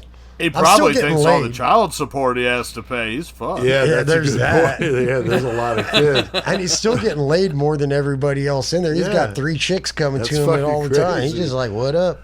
So I saw, though, Shane, he was selling some artwork, or he had sold some artwork. I wondered if you had any of his paintings in your place. I do not. I couldn't find any of his art online, so I don't know what it's like. But I have no doubt that would have some type of phallic or sexual Oh, you know undertones it. to You it. know it. It's got Yeah, to. I could just picture some big, ugly, pussy-shaped splotch made from prison-issued poutine and maple syrup. And, Wow, they actually serve poutine in prison? Damn. yeah, I'm kind of a Jack Kevorkian art fan, anyways. Right on, right There on. you go. Yeah, I didn't yeah. see what any of his art looked like either. I was kind of curious. But things would end brutally for old Rock Terrio. Finally gets his just desserts. February of 2011. He's 63. They find his dead body on the floor by his cell. His cellmate, Matthew McDonald, I don't think he's one of the Doobie Brothers, but is believed to have murdered Rock. This guy is 60. He was doing some long bit for murder, so he didn't Wait, give a fuck. He's already 60. He ain't getting out. Yeah, he's not going anywhere. So he got sick and tired of listening to this fucking idiot. So he stabs him in the neck with a fucking shank like Killer Cage Match. Dude. And just fucking takes him out, walks to the guard station with the shank. And Chris, what does he say? This is just classic, dude. Actually, Shane, can you do it in the poutine voice? This piece of shit is going down on the range. Here's the knife. I've sliced him up. There you go. There you go. That's what's up. So that's the quote. So yeah, if I can, he ended up getting another life sentence, but whatever, dude. Yeah, Like, exactly. He don't He's give a probably fuck. a He's hero. there anyway. He's Yeah. a hero. He took that piece of shit out. Well, they don't like pedos in jail. You know. That's true. That's true. So there's a book about him called Savage Messiah. I did actually look it up. I couldn't find any that weren't like $70. Right. Yeah, so there's not many out there. It looks like it's out of print, but I did see there's a movie by the same name came out in 2002. I did see it was available on Freevee, which I have. I just didn't get a chance to watch it, so I don't Right. know anything about it if it's any good. But if you're interested in the story, Savage Messiah on Freevee looked like it was available. But this is definitely one of the craziest ones I've ever heard of. I mean, who would have thought Canadians are going to get that fucking brutal? But when you think about it, guys, we have done some nasty fucking killers. I mean, I was going through the list in my head. Legier, Gabriel Wortman, Clifford Olson, of course, Vince Lee, the first time we had Shane on with us. And you go through those, I mean, there's some wicked fucking episodes. So there's definitely... Victim's the man. Yeah, and Peter Woodcock. How could we forget him? Yeah, Peter Woodcock. Him and Rock probably would have had a fucking grand old fucking time. So, guys, anything to add to this one? The old Anthill Kids and Rock Terrio. The only thing I was going to add, whenever Jonestown happened, oh yes, and the Guyana massacre happened, so then Rock got put on the radar by the authorities because now they're watching his group to see what's going on. He finds out about this and he goes voluntarily, talks with them, and he voluntarily takes a psych eval to show that he's on the up and up and everything's cool with his cult and they're just about peace and love. Oh, wow. He passes that shit with flying colors. Wow. And that's whenever they're like, okay, you're okay to go back. And so he was on the radar because of Jonestown for a second, but it didn't pan out at that time. Interesting. Wow, yeah. I couldn't find this Savage Messiah movie on Freevee. I tried, but yeah, it's VPN blocked for Canadians here, but they did have it free on YouTube. And I watched it. It's not too bad. It's not a horror movie, so a lot of the gore is left out. It's more of a thriller told from the eyes of the Children's Aid Society workers. But, it's not bad. It's got a 6.3 on IMDb. It's not really embellished at all. Cool. It seems, if anything, a bit more toned down. Interesting. Okay. Even though it's 2002, it does feel like an 80s movie when you look at what came out in 2002, like, Signs, a Minority Report. It's, it's not big budget Hollywood, but it's not bad. Right on. That's cool. Well, I did my research by watching some great YouTube channel I found called Count Dankula. This guy is great from Glasgow, Scotland, which was ironic because I just interviewed the guy from Glasgow on Sunday. But this guy's got some really good shit on his channel, so I strongly recommend it. But he did one on the Anthill Kids that was great. Simon Whistler, Casual Criminalist, always good stuff. He did one. I mentioned last podcast on the left, which was excellent. Time Suck, Dan Cummins, he did it. I've heard it many times, and it's such a wild story every time I hear it. I mentioned the book. Also, that book Joey gave me, Cults Uncovered by Emily Thompson. There's a chapter on the Anthill Kids which helped with some of the facts. That's where I first heard about it, personally. Yeah, there's a lot of good ones in there. Almost every one we're doing this month is in that book. It's crazy. Yeah. So Shane, it was of course awesome to have you on again. Great insight. Always, dude. Yeah, right on. It was good to be on, especially for something crazy like this. Oh, for sure. This was a crazy one. Definitely. So great to have you on, and you're going to stay with us to the end of the segment here, right? All right. Well, next week we're going to be continuing the cult episodes. For August, we're going to be doing one that you may have heard of, but probably not. This one's a little more obscure, called the Church of Synanon, and they started out in the 1950s as a drug rehab, but then changed into kind of a new age cult. But they had this really fucked up attack therapy known as the Game with their members, and it's really fucked up and violent, and they did this with kids and everything. And then this kind of morphed into these attack squads that they would send out, like they called them Imperial Marines, and they used like rattlesnakes to fucking bite people and pretty fucked up shit. So it's going to be a good one. Another charismatic this is like a cult leader. Army. Yeah, it's like this really weird one. Charismatic leader. It's still active in Germany, which is just amazing to me, but we're going to dig into that one next week. So you don't want to miss it. It's a good one. Joey, what about any page a day for us? I got 2 quick ones today. Fucking All right. page a day. Cool. So the first one they're talking about, this is a pretty cool case. May 8th, 2001. Kimberly Schmumpsky is seen leaving her Cinnamonson, New Jersey house. I've never heard of that town, Cinnamonson. Yeah. Cinnamonson. So she leaves her house in jogging clothes, and according to her husband, Thomas Schmumpsky, it's the last time that she's seen alive. Now, there's a few leads, but not really that many.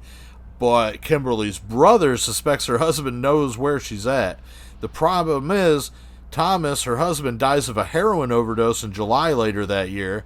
The investigators were unable to determine whether the overdose was accidental or intentional. Now, with their prime suspect deceased, the case stalled until an anonymous tip made in 2001 pointed to a property where Thomas had done construction and suggested that he may have installed an extra wall. May have. And so whenever they... Yeah, right, may have, so obviously they knew he did. But, so they got this dog named Eagle. He's a mixed breed cadaver dog, and they bring Eagle out to this property. He detects a body. It's wrapped in shrink wrap through 4 feet of concrete. A bomb squad used an x-ray machine and confirmed the dog's findings that it was the body. When they extracted the body from the wall, it was identified through the dental records as Kimberly Schmumpsky. Wow. Damn, that dog smelled that shit through 4 feet of concrete. Through 4 feet? I That's know, amazing. that's fucking crazy as That's shit. amazing. Yeah. All right. Cinnamon sin son? That's not a word you want to say. No. No, It's not hard at enough all. to say cinnamon when you're drunk. All right, and then the last one from Page a Day. This one is about convicted killer Angela Simpson. She was known for her charming demeanor and girlish enthusiasm, despite the fact she was a killer. In August 2009, Simpson lured Terry Neely to her home in Arizona. She promised him sex and drugs, but instead she tortured him for 3 days before stabbing him 50 times, dismembering him, and setting his body on fire in a trash can where the firefighters found him. When Simpson was arrested 2 weeks later, she claimed she killed Neely because he was a snitch, even though he wasn't, and she regretted getting caught because it meant that she couldn't kill more snitches. Wow. The whole time she did this with a playful personality and bright demeanor, though. I need to So, check that shit actually- out. What? Yeah, Angela Simpson. Angela fucking weird Simpson. shit. Angela Simpson. Wow. I- That's fucking Page a Day, man. Always some good stuff. Yep. Got another episode we're going to be doing here in the near future stemming from Page a Day. So, done so many of them, but I think the Feather Thief will always be my personal favorite. Oh, yeah, that's the That's best. the good one. All right. Well, we have done our share of murdering tonight. I think it's time to crank it up and talk about some heavy metal. So, Shane, what the fuck do we need to do?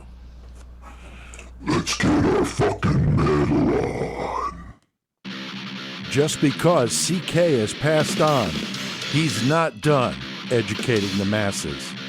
CK will forever be the great metal motherfucker. We're here to stomp poser ass and eradicate the planet of their kind. CK has passed the torch to us, and we will forge the fuck on. In CK's name, we will bestow metal knowledge upon all of you. All right, forever, the great metal motherfucker, CK. Metal motherfucker. And here we are in the metal segment, which means we are talking about fucking heavy metal, and Fucking definitely right. a subject we all love. And just want to always pay tribute to CK because we got CCK here in the studio with us, looking over us all the time, throwing up the horns. All right, Joey, you got the horns this week. It's your turn, and I'm going to let you take it from here, man. I'm grabbing my horns here in 419 Studios. Fucking right. Throwing them up. This week, I had anticipated doing something else, and I didn't even tell anybody what I was doing last week because I forgot. Right. But anyway, I got a good one for my next time too. But once I found out we're doing Anthill's gang or Anthill's cult, and that Shane was going to be on, I had to keep it fucking Canadian. So I'm going to do Gorguts. Now, Gorguts is a band from Quebec, Canada, and they formed in 1989. Yeah. Now, besides a 3-year hiatus between 2005 2008, they have been pretty consistently active. Now, Luc Lemay, he is the only consistent member. He's a front man. The band's been through a ton of other lineup changes, but mostly Luc Lemay, he's the man behind Gorguts. Their first real demo came out in 1990, and it was called And Then Comes Lividity. It had 5 songs on it. I can't help but wonder if Lividity got their name, from that demo. It's definitely possible. We all loved Gorguts when we were growing up in that area. So, oh yeah. Now, do you have that demo? I don't have that demo. I wish I did. I bet that it's probably fucking worth a shitload of money. Probably. So, 1991, they put out their first full-length album, and it was called Considered Dead, out on RC Records. This was a fucking huge album. When this dropped, just fucking heavy as hell. Chris Barnes actually did backing vocals on 3 of the tracks, and James Murphy did a guitar solo on one of the tracks. Nice. This album was recorded and mixed at Morrisound Studios down in Tampa, Florida. Of course. The cover art was done by the mighty Dan Seagrave. 1993, they put out their second full-length album. This is my personal favorite, called The Erosion of Sanity. This came out on Roadrunner. Dan Seagrave also did the artwork for this one. Now, 1998, they put out what a lot of people consider to be their best album, and this one was called Obscura. Obscura came out on Olympic. It came out on Olympic Records. It had a whole bunch of dissonant sounds to the whole album. It wasn't exactly like the older Gorguts. I mean, it was still Gorguts, but it was just you would just have to listen to it almost a little more atmospheric, but with the dissonant chords and shit. Now, there's even a band out right now called Obscura that's a tech death metal band, and that's exactly where they got their name from, because they love that album so much. So, pretty fucking influential. Yeah. 2001 was their 4th full length, and that was called From Wisdom to Hate. That's a really good one to jam to. Now, 2013, so this is now 12 years since their last full length. They come out with their 5th one. This is called Colored Sands, and it comes out on Seasons of Mist. Now, this one, I didn't talk about too much of the lineups. They did have a few deaths on some of the other albums with some of the members and stuff. But I will mention on this album, Colored Sands, that for a drummer, they had John Longstreth on it. Now, he was, of course, from Origin, Hate Eternal. He's been drumming with them for the past few years. So he's a fucking monster on the kit. So that was sick when they got him. And, that was a pretty badass album. And then that was pretty much it so far. But they did kind of put out a split in this year in 2023, and it was Gorguts and Disincarnate. But what it is basically both bands' demos released together on a split. But it is still pretty cool. But yeah, Gorguts from fucking Quebec, man. Wow. Fucking huge band, fucking been around, fucking still doing it. Fucking props to them. So that's my metal segment. Fuck yeah, dude. Nice. Chris, what about the Lost Classic tonight? I'm going to go back to 1992. Go, if you haven't heard it, go check out Incantation's Onward to Golgotha. Yeah. Oh, I love that one. Fucking old school fucking death metal, man. Get it. Yeah, a kid I went to high school with started Incantation with those dudes. Yeah. Oh, damn. Yeah, Brett Mikowski. That's crazy. No shit. Yeah, he was with them for like 2 years, and then he left to do something else, and then boom. I remember listening to that. But then he album. was in 38 Crazy Fists later down the road, like 10 years later. So kind of a 36 he's Crazy had an Fists? interesting 36 or whatever. I think it's 36, yeah. So Either way, but a bunch of fists. A bunch of fucking fists. Angry, too. Yeah. All right, what have we been listening to lately, Chris? What about you over there? I can't come up with anything Britney offhand. Spears. Like, I've still been, dude, all day, dude. Yeah. I've been listening to the sound of the fucking goddamn birds chirping, the fucking goddamn glass breaking, fucking. I don't know. Joey, what about you, man? What have you been jamming? I was listening to Morbid Angel Covenant. Fucking Nice. love Got that to. album. That's brutal. Yep. Got I was to. listening to fucking. What the hell else was I listening to? I was listening to fucking Necrophagia. R.I.P. to Killjoy. Fucking love that shit. Yeah. Right. And I was listening to a little bit of Pantera, Cowboys from Hell, since they've been on their For the Brothers tour. So. Right. Hell yeah. That's cool. Oh, and I was also listening to, because thanks to Pete, the Heavycore fucking Volume 2. Yeah, Core Till fucking- Death too. Core Till Death 2, because I had the other one. I don't know what happened to my I had all 4, and I don't know what happened to my fucking second disc. So luckily Pete still had some copies, and he was cool enough to fucking send me Of one. course, yeah. So And now I that's have the them all one. again. That's my favorite cover of all the 4 that Jeff did. I do dig that. Love that one. So yeah, that was a special one, and they saw Origin was on there, which was super cool. All right, well, I've been listening to Man Must Die, still jamming that shit. No Tolerance for Imperfection, and the new one, The Pain Behind It All. It's fucking amazing. Also, a one-man thrash death band from Ireland called Necrokinesis. Very fucking wicked. And another one-man band from Joey's way, Chillicothe, Ohio, called Declination, and he fucking kills it. So, playing all the instruments, both bands, as far as I know, playing all the instruments, drums included. Very, very cool stuff. So yeah, I don't listen to a lot of the one-man band stuff, so this is new territory. Right. And I'm digging it. I've always liked the stuff that you do, Joey, but it's not something I would typically listen to, so it's a little different. You know, referring to it as a band and a person and Right, kind of right. the same breath, you know what I mean? So I got the horns next, and Hold on, did you listen to any of that fucking Heaven's Gate band? I did. I wasn't a big fan of No? it. No, it was a little like punky, kind of hardcore-ish for me.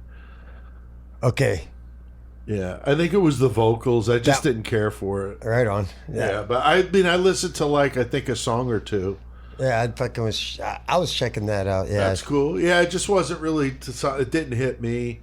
But yeah, I've been jamming that Man Must Die. It did the interview with the singer Joe McGlynn. That was really cool, from Glasgow, Scotland, and the accent was really thick. It's cool to hear him say "Murder, Metal, Mayhem." hell yeah. So that was a lot of fun, and so that's going to be my next metal segment on those guys. They've been around for 21 years, and they've got a lot going. You know, they've got a lot of history there, so that's really cool. And so yeah, that's going to be my next segment. And then Joey, you got a show coming up, or you just did a show this last weekend? I did a show this last weekend on Saturday here in Toledo. Right. Little spot that we got that we're doing some shows, but I did a Goremonger set, and then some bands. Epic Disappointment, they played fucking. No, I'm fucking forgetting and shit. Fucking Diablo, fucking Social 313. Anyway, Natural Graffiti played. They're my buddies from up here. Fucking pretty dope. And then Alien 666. That's the homeboys. Yeah, they yeah. fucking Yeah. ended up fucking closing out the night. Nice. Disturbio Social 313. That's the name of the band. I was I fucking felt bad because I couldn't fucking remember how to say it right. But anyway, fucking that was fun. And then I'll talk about it more later. But coming up in September down in Texas, I'm going down to Dallas. I said earlier, playing Gordon, the Heart of Texas. I'll talk a little Yeah. bit more about that in later episodes. But Fuck yeah. that's going to be a fucking good time. Yeah, I It's definitely coming want up. to. I definitely want to hear about that one. I'm about to go to Yeah. fucking the Mudvayne show tomorrow night. Oh, that's right. Oh yeah, Yeah, in fuck, Peoria. yeah, in Peoria, fucking Damn. fucking can go see Mudvayne, Cold Chamber, fucking Guar. Fuck yeah. Yeah. Yeah. Fucking who was it? I think Non-Point and Butcher Babies. So it's gonna be fucking There's a pretty lot fun of time. bands. So you got a big old stack of Murder Metal Mayhem business cards to hand out. Yes, I did. So that's cool. Nice.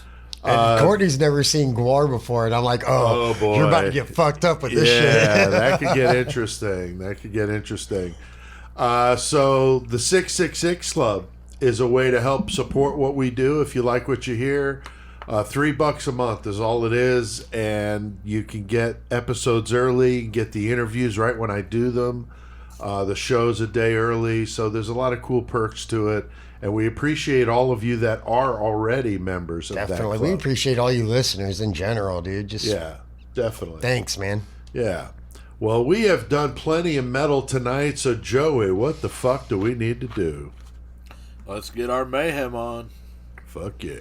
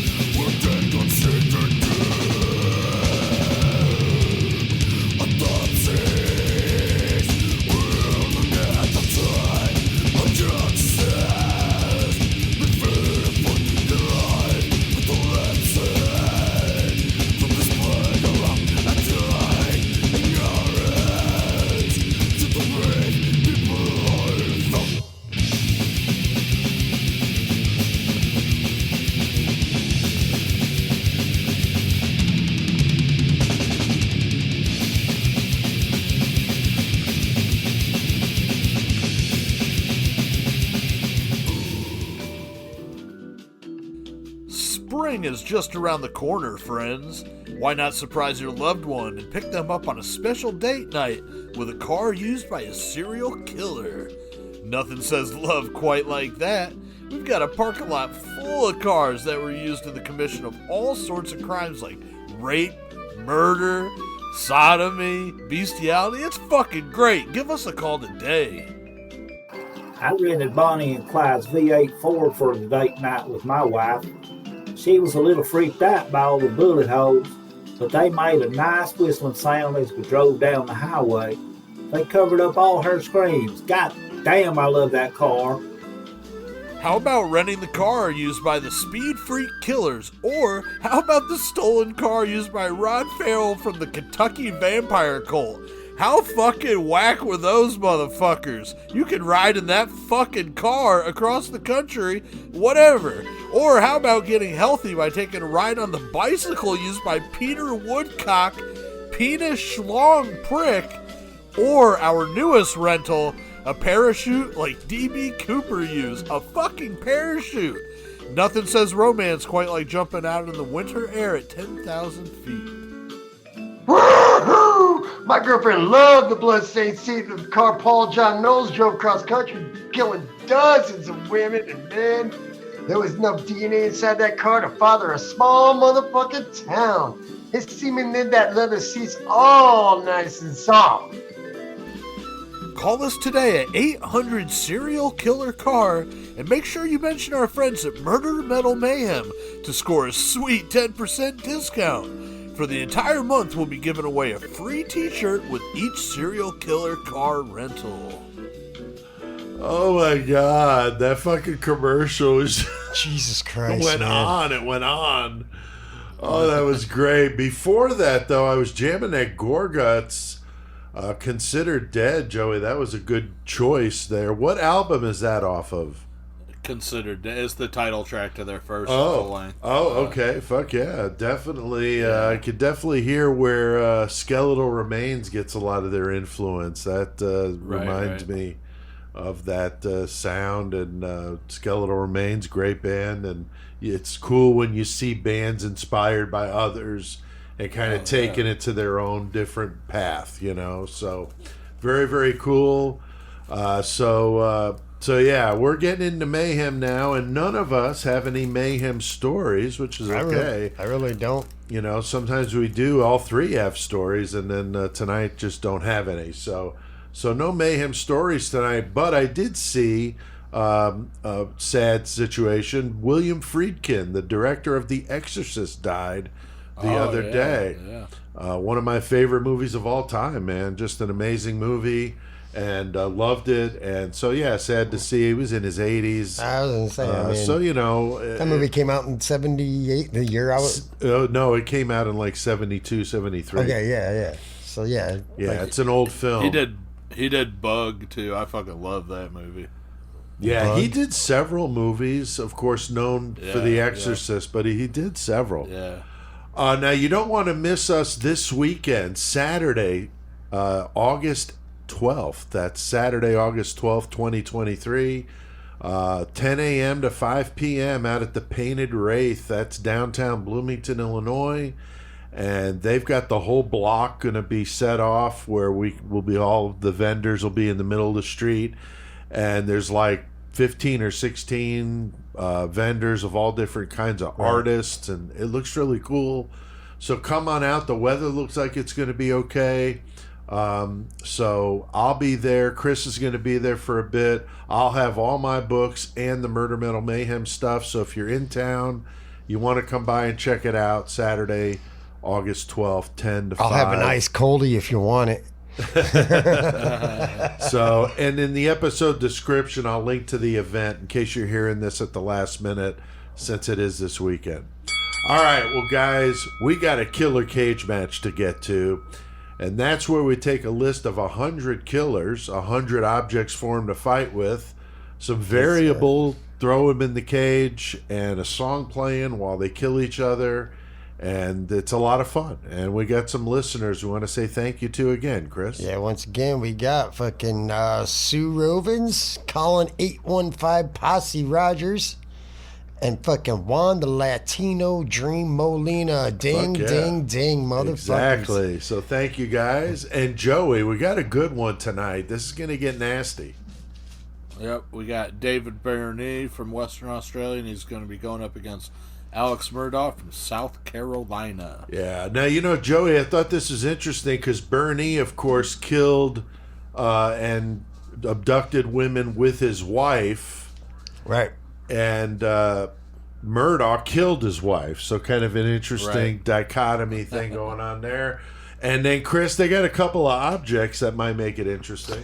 Tonight they will be having a fucking, we're going to call about a 3 foot long 2x4 fucking with nails just sticking out of it. Could get nasty. Yeah. And then there's a foot long vibrator. Yeah. Doesn't say anything about girth. Just doesn't. No. No, it's just a foot long. That's it's a all foot we long. know. That shit could look like a fucking industrial sized soup can.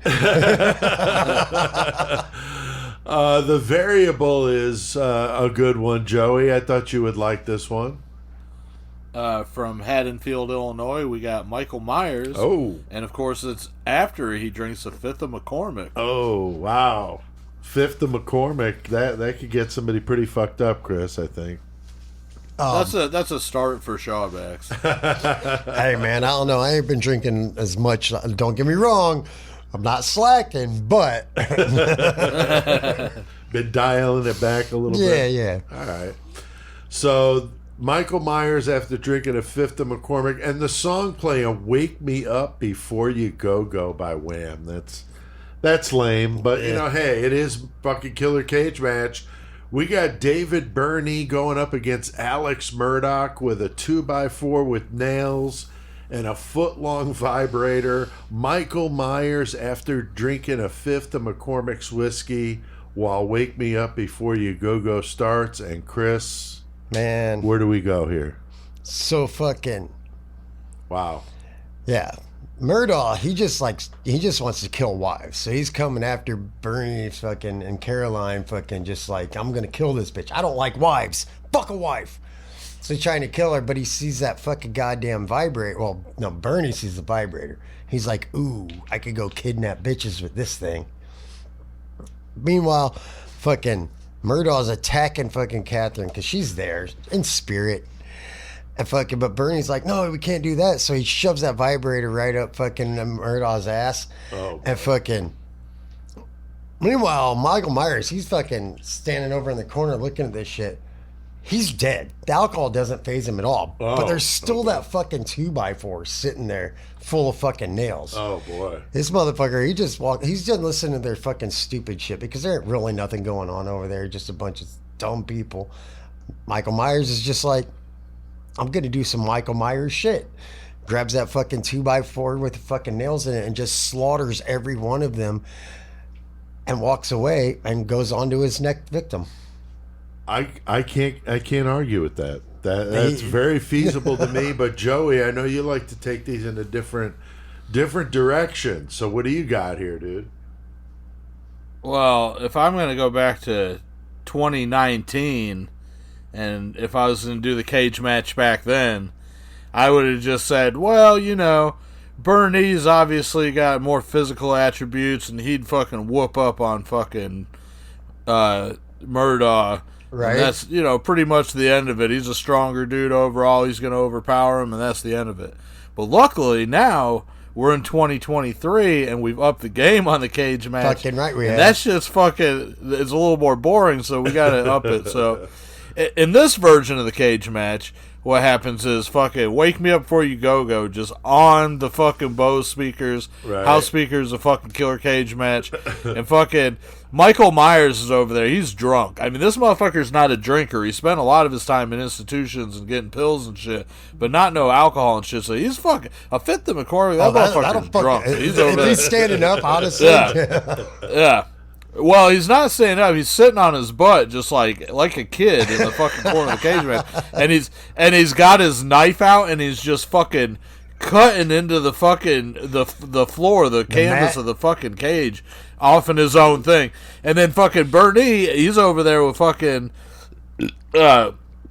what's his fucking name? Murdaugh. They're fucking over there. Now, Murdaugh, he's like, motherfucker, this dude's gonna fucking whoop my ass if I don't get something going quick. So he fucking grabs that 2x4 with the nails, and he fucking starts taking a few baseball swings. The problem is, Alex Murdaugh ain't got no money invested in this shit, so he can't fucking do anything about it, because he did everything he could do with some fucking money involved, and now he's a little more struggling. Right. So fucking, the cage match is looking a little fucking crazy. Fucking Michael Myers is over there getting fucking pissed over this Wham! Wake Me Up shit, just fucking blaring. He's getting tired of this shit. Who wouldn't? He just keeps stabbing and stabbing and stabbing. Fucking, now, Bernie, he's like, I'm fucking tired of this shit, mate. I'm fucking sick of your goddamn bloody shit. You're over here swinging at me with this fucking thing.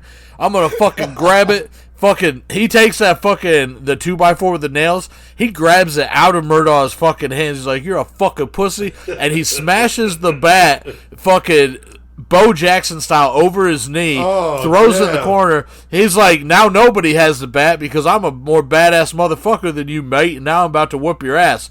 Michael Myers getting pissed in the corner because this fucking Wham song is just going nuts, and he's just stabbing and stabbing and stabbing. All of a sudden, by the grace of God, the fucking sound speaker goes out, and there's complete silence, and everybody stops. The only thing that you can hear is that fucking 1 foot vibrator going fucking crazy in the middle of the canvas. They're like, oh, fuck, it's go time now. Murdoch and fucking Bernie, they both run towards the dildo, and they're fighting each other, just fucking whooping each other's ass. Fucking Michael Myers, he wasn't just stabbing the canvas. What he did was he made himself a new badass mask out of the canvas, and he puts this new mask on, and he's ready to go Halloween 3-2-0 on these 4-2-0, 4-20, 4-1-9, whatever. He's about to go crazy Halloween style. And he grabs that piece of the fucking broken spike bat, and he takes it apart with the nails and just crams it into Murdoch's fucking face and impales him. And he grabs that fucking dildo that neither one of them could get their hands on because they were too slick fighting with each other. And he shoves it all the way down Bernie's fucking throat and fucking just vibrates his esophagus as he pummels his genitalia with his steel-toed boots. Michael Myers wins this one off that McCormick. I love your story, brother. Thank you. That was some good stuff there. Yeah, I mean, That was fucking great, man. Michael Myers. I don't know how you could, Michael Myers ever is gonna vote win. against Michael Myers. Even with the fifth of McCormick, he's able to persevere. And yeah, Wake Me Up Before You Go. Hearing that over and over again, that would be upsetting. So I don't blame anybody for being mad about that. All right, an update on Creation of Chaos 4. The audiobook recording is just about done. I'm getting ready to do the editing part, which won't be bad because I've pretty much done that already, but just tightening it up a bit. And then hoping to have it out by September, but Audible just kind of, you're on their timetable. So once I submit it, it could take a week or it could take 3 or 4. But hoping to get it in and get it through without any problems.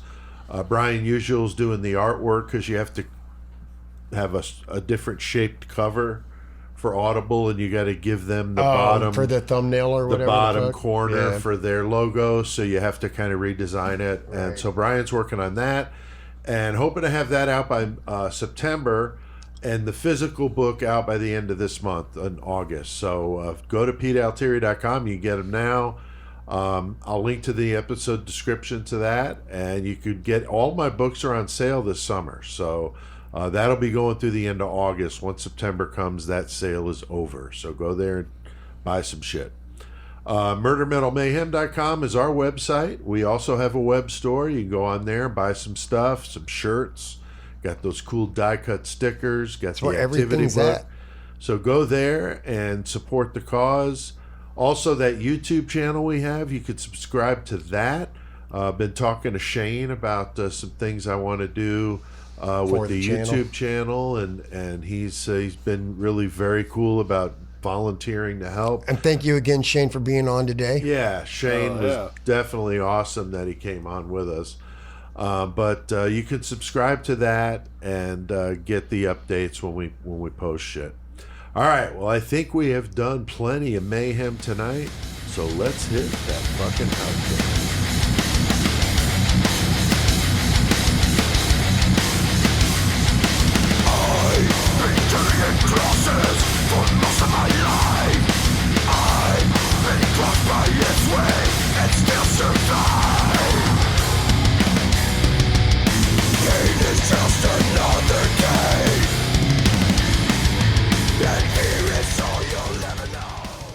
Fucking A, man. Carrying Crosses by Cataclysm. Yet another Canadian band tonight. Those guys Fuck yeah, dude. got a new album coming out called Goliath that comes this Friday. Good motherfucker's and been around for a minute. they have been, and the single they had from that album is Wicked, so I've already pre-ordered this one digital, so I'm anxious for Friday to come to hear that.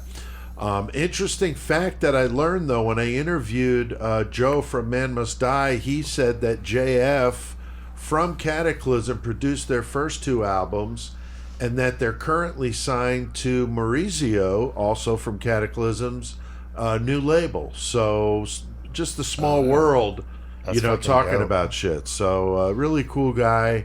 And Cataclysm, though, yeah, like Chris said, been around for a long time and still putting out good stuff. Huge thanks to Shane for coming on with us. Always thank you, Shane. Love having Shane on, and one half of that Polish posse that we have here. And then, Joey, how about that bumper music tonight? We listened to all Canadian music. We had Raider, Cataclysm, and Gorguts. Fuck yeah. Yeah, I know when Shane saw that you were doing Gorguts, he was like, fuck yeah, that's who I was hoping he was going to do. So Oh, nice. So Oh, that's yeah. awesome. The metal segment intro music, Chris. It's the fucking great metal motherfucker by the one and only Chrysix. You know it. And Murder Metal Mayhem intro is Crawl Space by Low 12. Thanks to all of you listening out there. We keep seeing those numbers still up there in the listens, so thanks. We appreciate it. We got some listens or commenters we wanted to read. So, Chris, what about that first one? Triple six pack 24, 666 pack 24. Said, you guys crack me up. Every episode is great. I can't really pick one, but I like your Unabomber episode. I've always been fascinated with that case. I'm listening from BC up in Canada. Oh, yeah. We were Get it talking on. about BC tonight, about Yes, we growing were. dope up there. So maybe 666 pack is doing some of that. Joey, what about that second one? Bertha Knows Best 690 said the killer cage matches are the best. I love when you guys do that. My son and I have been listening to you for the last couple of years in Yonkers, New York. Go Mets. Oh, yeah. Wow. Yonkers right there next to the Bronx, and they're Mets fans. That could be kind of dangerous. Nah, it's all good. Awesome. Thanks, Bertha. And Camaro Lover 5 Have you guys done the Toolbox Killers yet? That's one sick case, and I We know, 100% Chris, have. you know the answer to that. We 100% have. Yeah, and it's up there. It's not in that top 5 yet, but it's creeping up into that top 10. It's definitely one of the more brutal that we've done, and of course the listeners love that shit.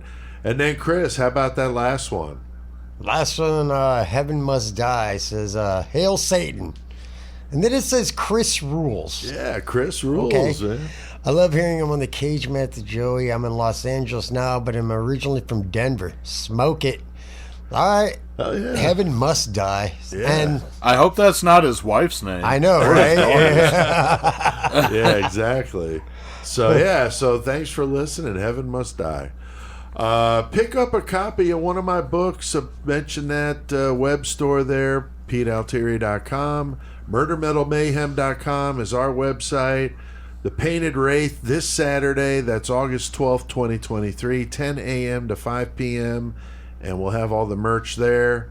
Joey, how about your distro? You got new stuff happening all the time, dude. I do. Hit me up, FTA Records with a Z. Let me know what you need. I got physicals, all the Goremonger. I got 2 brand new albums from Dallas band Deflowered. So fucking, Awesome. if you're into that Tupa porno grind style, fucking hit me up. Yeah, Also, link I to want that in I the want to episode shout. description. Yep. And I want to shout out my buddy Tim out in fucking Virginia for fucking. He's from the band Fupa Goddess, but he was giving me some good fucking comments about our podcast, saying how he fucking loves it and stays up to date on it. Oh, so nice. fucking Oh, yeah. thank you, Tim, for listening out there. Thank Yeah, you, hell yeah. Tim. Virginia That's Beach. Appreciate that, man. Oh, fuck yeah, man. That's great. That's great. And you could like our Facebook group. You could follow us on Twitter if it even exists anymore. I don't even know. Subscribe to the YouTube channel. Go to murdermetalmayhem.com. You could sign up for our email list, and that's a good way to stay up on what's happening. You could support the show. Join that 666 Club. We talked about it. You could do that from the website and save some money if you want to do it that way. But we can't let him go without hearing a karaoke song, a little blast from the past, another Canadian song. So crank this one up, and until next time, keep one foot in the gutter. And keep your fist cranking your hog blowing nuts into a corpse's skull.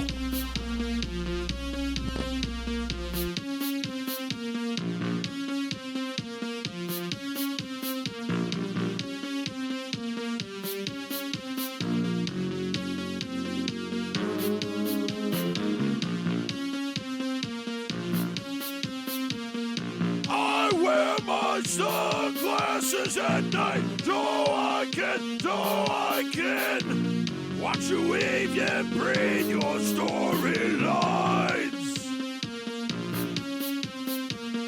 And I wear my sunglasses at night so I can keep track of the visions in my eyes. While she's deceiving me, here comes my security, and she got control of me. I turn to her and say, don't switch your blade on the guy in chains, oh no. Don't masquerade with the guy in chains, oh no. I can't believe it, 'cause you got it made with the guy in chains, oh no.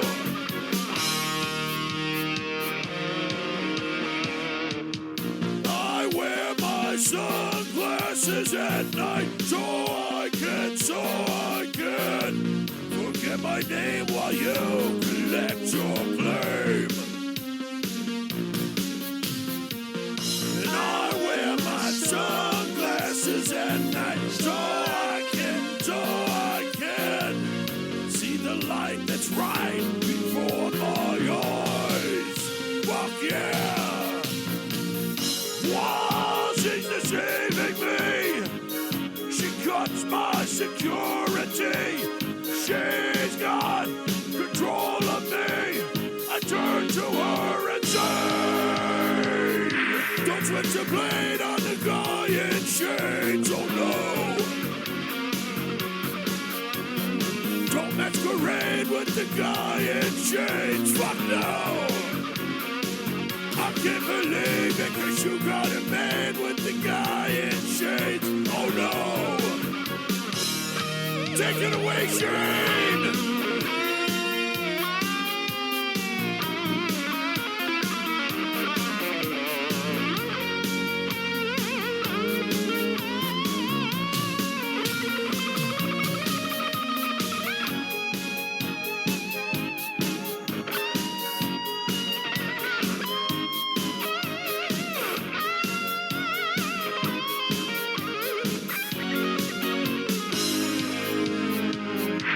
Put the blade on the guy in chains, oh no!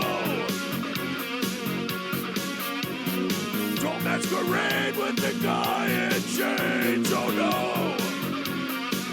I can't believe it, and don't be afraid of the guy in chains, oh no! You can't escape it, 'cause you got a man with the guy in chains, oh no!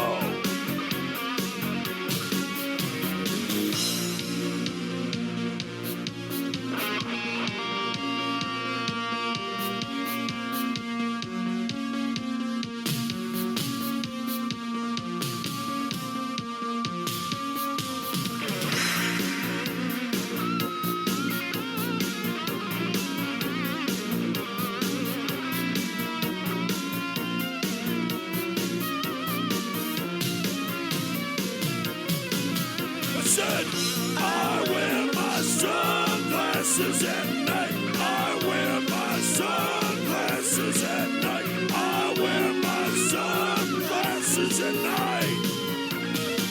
I say to you now, I wear my sunglasses at night. I wear my sunglasses at night. I wear my sunglasses at night. I'm crying to you. I wear my sunglasses at night. I wear my sunglasses at night.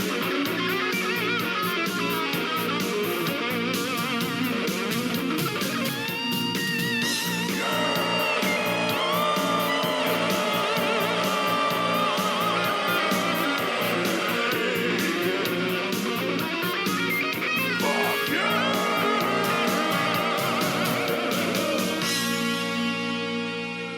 Murder Metal Mayhem, bitch! Mother, man.